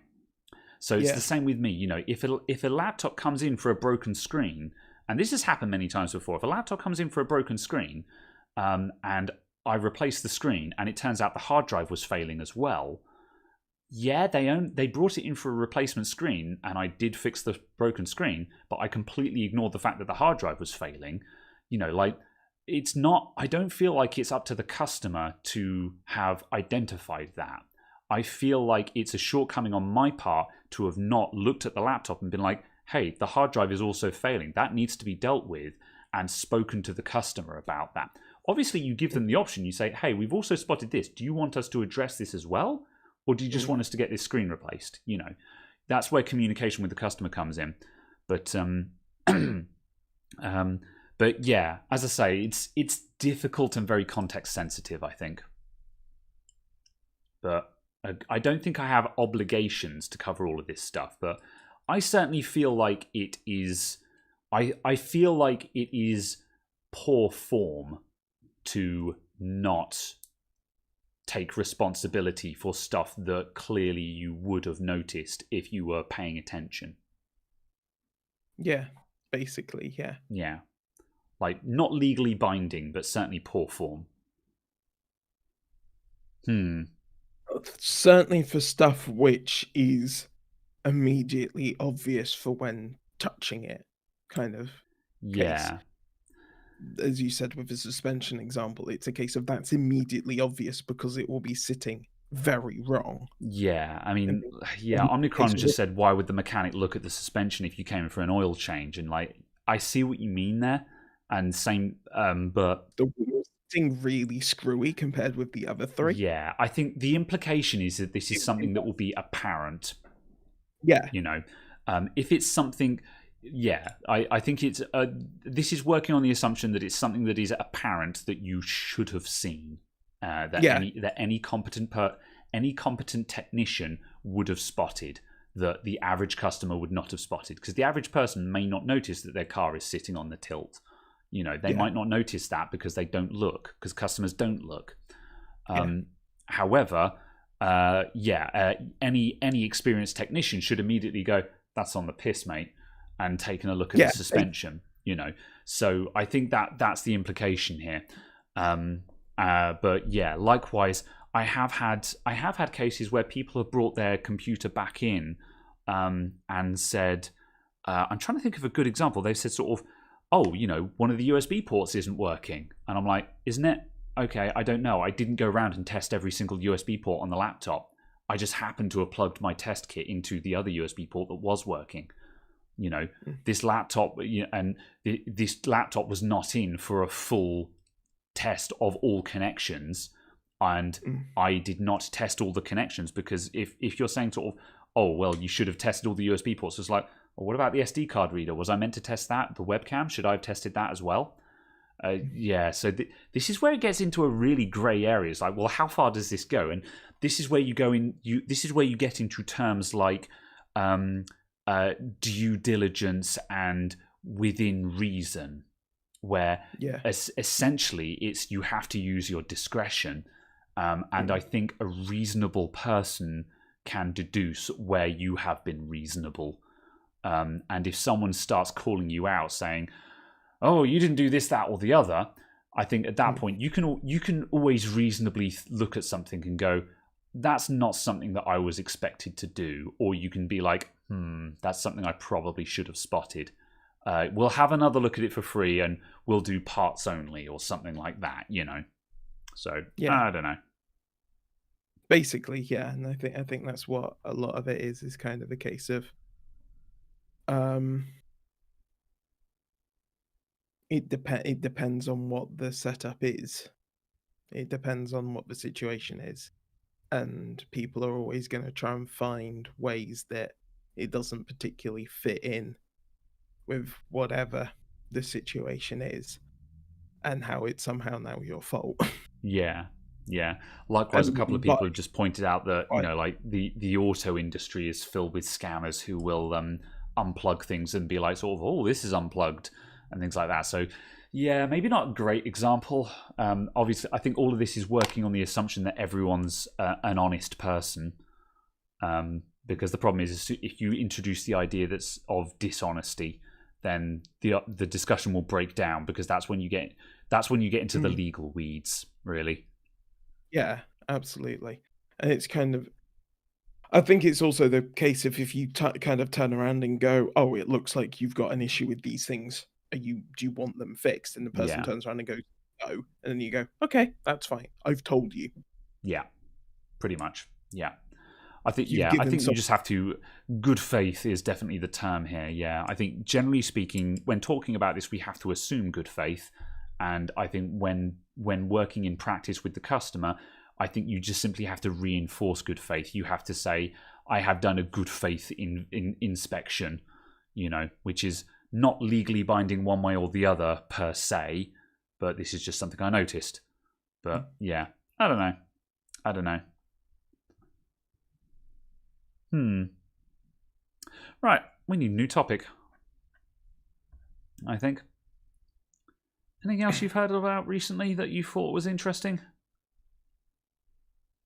Not particularly recently, but a couple of weeks ago, saw that someone was releasing an SSD with a dedicated SLC cache area on it that is a fixed sized and separately partitioned off and stuff like that. Um, Why would you for it. not just put a DRAM chip on it? No, so it's got DRAM on there, Hmm. but it's got an SLC cache on there, so you've got part of it for, the right acceleration and stuff. It happens, Oh, but okay. it's got a more intelligent shedding from that cache. So instead of it being sort of a case of write everything here very, very quickly and then evacuate it, and then Okay, yeah. empty the cache kind of thing, it's an accelerator cache kind of thing. So it's like 128 gigs on a 2 terabyte SSD. That's Yeah. effectively an accelerator area on top of it. And it was quite interesting, but it was also just kind of a case of, for the price, I could just buy a dramatically faster SSD than the SSD they were selling. And it was Yeah. just kind of like, it's a very clever idea and it's a very interesting idea. And they're like, well, it gives you the size and it gives you the longevity. And I was like, yes. Or I could buy 2 cheap SSDs for the same price of this one and just have one of them fail. Yeah. Was And it it was just, Kioxia? I can't remember. It was a Okay, brand I yeah. didn't Yeah, recognize because the I was going name to say a of. couple of people are just talking about Kioxia because Linus Tech Tips just did a video with some of their recent stuff, and I don't remember if it was regarding this technology specifically, but it definitely sounds like if it turned out to be Kioxia, it would be a case of the reason that brand seems to be making drives that have very, very niche uses, but for someone who needs exactly that, it's worth gold kind of thing, Absolutely. which is always an interesting brand that makes products that have a narrow appeal, but for the people who actually need them, it's a godsend. Those are very interesting. So yeah. So yeah, it's but yeah, it was just kind of a case of like, it was the price of it that made it least attractive to me, because I think it was something like £300-400 for a 2 terabyte drive. Yeah. And I was like, or I can buy 2 terabyte drives for that price. Yeah, that does seem to make less sense because in some instances, you could say sort of, oh well, it's enterprise and it's designed to go in a enclosure where you don't have space for 2 drives or something like that. But then 2 terabytes isn't exactly mind-blowing capacity for that kind of use case either. Yeah. So it's just kind of like, even that, if I don't have the space for 2 of them, I just have one and replace it when it fails. Yeah. And then someone says, oh, but what about your data? Well, that's why you have 3-2-1 backups. Yeah. Because I'm going to have 3-2-1 backups even with the most reliable SSD that money can buy. I'm still going to have backups. And if you're working in a space where, if you're working in a mission critical environment where you do not want failure, you're going to have something that's a lot more exotic anyway. So You're just going to have a spare. Yeah. The fastest solution to something failing is having 2 of them and just going, old one's failed, new one in, ta-da. Yeah. Kind of.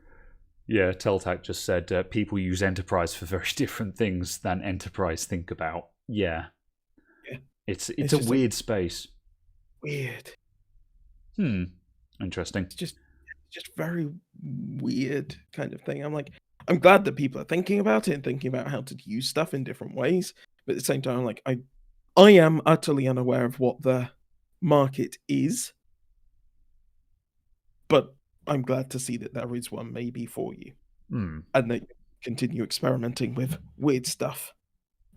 Yeah. This is one of the things why, in a way, I really like the Linus Tech Tips videos about enterprise gear like this, because it's really easy to look at those and be like, you guys are a tech channel aimed at enthusiasts. How is this content relevant to your audience? But the thing is, I don't know a lot about enterprise stuff because it's not something I work with. I work with consumer stuff because I'm a high street shop. I don't work in business space, so I don't know a lot about servers and that kind of thing. So for me, when channels like Linus Tech Tips do content that covers enterprise gear, I'm just like, this is cool. I'm learning about what kind of stuff is out there, and you see, and it's always good when you. Like they gloss over some of the bits that I find very interesting, but if you read between the lines, or you watch between the lines, so to speak, there's lots of interesting stuff. Like you look at the servers, and you hear how loud the fans on them are and things like that, and you understand what forced airflow means in a case. Forced airflow doesn't mean you've got a fan on your heatsink. Forced airflow means the chassis is a heckin' wind tunnel, Absolutely. which is why those server heatsinks, you're like, how is that heatsink big enough for anything? And it's like, well, when you have a freaking tornado going through the chassis, that heatsink is plenty big enough. Absolutely. It does, in a way, surprise me that the heatsinks are as small as they are, given that there is often space and so on for a larger one. It's just one of those things where I'm like, it's surprising that that is the way that the optimization has gone. That going for a bigger heatsink doesn't benefit you in some other way. I think presumably is because you want in consumer gear, big heatsinks are good because it means you can run your fans slower. But I'm speaking out of ignorance here, by the way. Whereas if you're in a server rack, you don't want the heat in a core in the middle of your server rack. You want the heat out of the rack. So you actually want your heatsink to be as small as you can possibly get away with, so it's not holding on to heat, and you want to blow that heat out the back as fast as possible. Would be my guess. Absolutely. I was thinking more just from the point of view of the fact of if you had a bigger heatsink on it, it would be, it would just be a case of you could have higher clock speeds. You could have, in theory, opportunistic boost on server stuff. Oh yeah, I see what you mean. Yeah, that's what I'm kind of saying. It's just interesting that isn't something that's of interest. That isn't something that would be a benefit, and I guess it's because the workloads aren't particularly bursty. Yeah, that's true. Yeah. A couple of people, I'll just acknowledge a couple of things. Is Lawrence says, Linus, trust me, Linus is far from enterprise. Yeah, I can believe you. As I say, just dabble as just someone who knows very little about enterprise. Someone else also pointed out Wendell from Level 1 Techs is good for enterprise gear. I have never watched Level 1 Techs. I'm aware of them because Linus Tech Tips have shouted them out many times. And I should take a look at their stuff if I'm interested in this. In fact, that's a really good idea. But I actually need to go and subscribe to them so I can start watching their videos because, as I say, that's a topic that I'm interested in. I want to binge content about that. Yeah, absolutely. So and also Teltac obviously has a bit of data center experience because of what he does, and hot and cold aisles, and you want small unit size. That is true. Interesting. You're always designing for what is O1 work? So always designed to be consistent rather than bursty loads. Hence the no requirement for opportunistic boosting. So that kind of makes sense, I guess.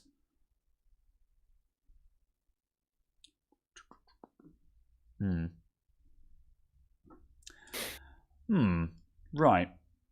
Are we done today? Because I think we're kind of winding down at the moment. Yeah. Chat is a little bit. There's people are chatting in chat about this stuff, and I'm just like, this is kind of interesting, but we've got. I'm sensing dead air at the moment, and I'm like, this is a really cool discussion, but I feel like this is more of a discussion for the chat room rather than for the show. I also just think the fact of it's delightful to take that comment from Teltac out of context. What, Big O? Fair enough. More just not understanding it. It's like, oh, I'm sorry. Oh, Big O notation. O1 basically means the work is consistent. Huh, fair enough. This is a discussion for some beer in a bar. Yeah, I'd agree with that. Yep. I do like this talk. And also just a case of actually having an environment where it's relevant and live, so you can actually see why decisions are made. Yeah. You could always come in here and derail. Oh, it's Slink and Edge. What's up, Slink? How's it going? I think we're winding down. I'm gonna make an executive decision and wind down because this is a cool discussion, but this is definitely a discussion for a chat room rather than the podcast. I think needs some out. Yeah, I was trying to decide whether to stick around tonight and record a video. I want to do the video on my heckin' Pine-Sol soldering iron, and yeah, I'm tired. The problem is if you don't record videos, I keep saying I'll do it another time, but the problem is the next time will be after a day of work when I'm tired again. So, any kit building streams planned? If you've got an interesting idea for it right now, I guess. Maybe. Well, I know what I'm going to do. It's funny you should say kit streams because I've been trying to think how can I make a new video and review for a soldering iron, because it's I can I'll be demonstrating the power inputs for it and stuff like that, but it's a case of, well, what am I going to do with it? I don't have any repairs right now that I want to do that I'm going to do specifically with this. The work that I was doing on the monitors this morning and the board repair during the week, I reached for my TS100 for that, because in the heat at the moment, I'm just like, I need the soldering iron that I know works and I know exactly how it behaves. I don't want to test a new soldering iron right now. So didn't use it for that. So what I'm going to do is I was actually going to do a kit build for the video. So I've got a tiny little kit build, and I'm just like, right, to review this soldering iron, I'm going to build a kit with it. So I'm going to do a kit build with that. I do have another kit build though. So where's the other one? How's that? It's a clock thing. I've lost it. I'm giving up looking for it. You've lost your clock. Oh well, when I say I've lost it, I don't know where it is. And I've looked over there. I can't see it. I'm giving up on this. I'm moving on. Anyway, it's over there somewhere. I have got a kit that I could build on stream. So I do want to do a kit build stream. I just don't know when. I don't know when to do it. Yeah. I guess I could just do it on an evening at some point as an off-the-cuff thing. So yeah, I don't know when. I will have to plan it. Who else is about? You got here late. Yeah, that's fair. Oh, is there a Zolly in chat as well? There is a Zolly. Hello, Zolly. How's it going? Interesting news thing that was just a fact about Virgin Media are now testing 400 gigabit single line connections. 400 gig single line? Yes. Good grief. So they can then put 400 gig through a single fiber to do a street and stuff. Yeah, so that wouldn't be to your house. That would be to the cabinet, so they could then do. So yeah, I suppose you would then more or less be able to do at least half gig to every house on the street, really, wouldn't you? Yeah, I can't remember what. I think they're currently limited to. I think the fastest you can get on Virgin on the network is currently 330 megabit, because that's the maximum of DOCSIS 3. They're rolling out new kit to do DOCSIS 3.1, which will take them up to synchronous gigabit as peak maximum. So yeah, it will mean that basically they can continue rolling out gigabit to houses. So it's just, yeah, very interesting that it's happening. Yeah, that's kind of cool. Not really useful to us, because Virgin basically doesn't exist in Dorset. A Virgin in Poole? It's Tut North. Oh, Tut North, yeah. Tut North. Virgin Tut North because they're Telly West. Well, Tut North and Midlands. Tut Ellie West. Yes. and the other one, and NT Hell. Oh, NTL, there's a name I've not... Yeah, NT Hell. Oh, I remember those jokes. I remember those jokes from college days back in the early noughties. Yeah. But then on the other hand, I do remember when one of my clients who I used to do home call-outs to, he got NTL, and he had 1 megabit broadband. And when I saw the speed of it when I was around his house, I was just like, holy crap, that's fast.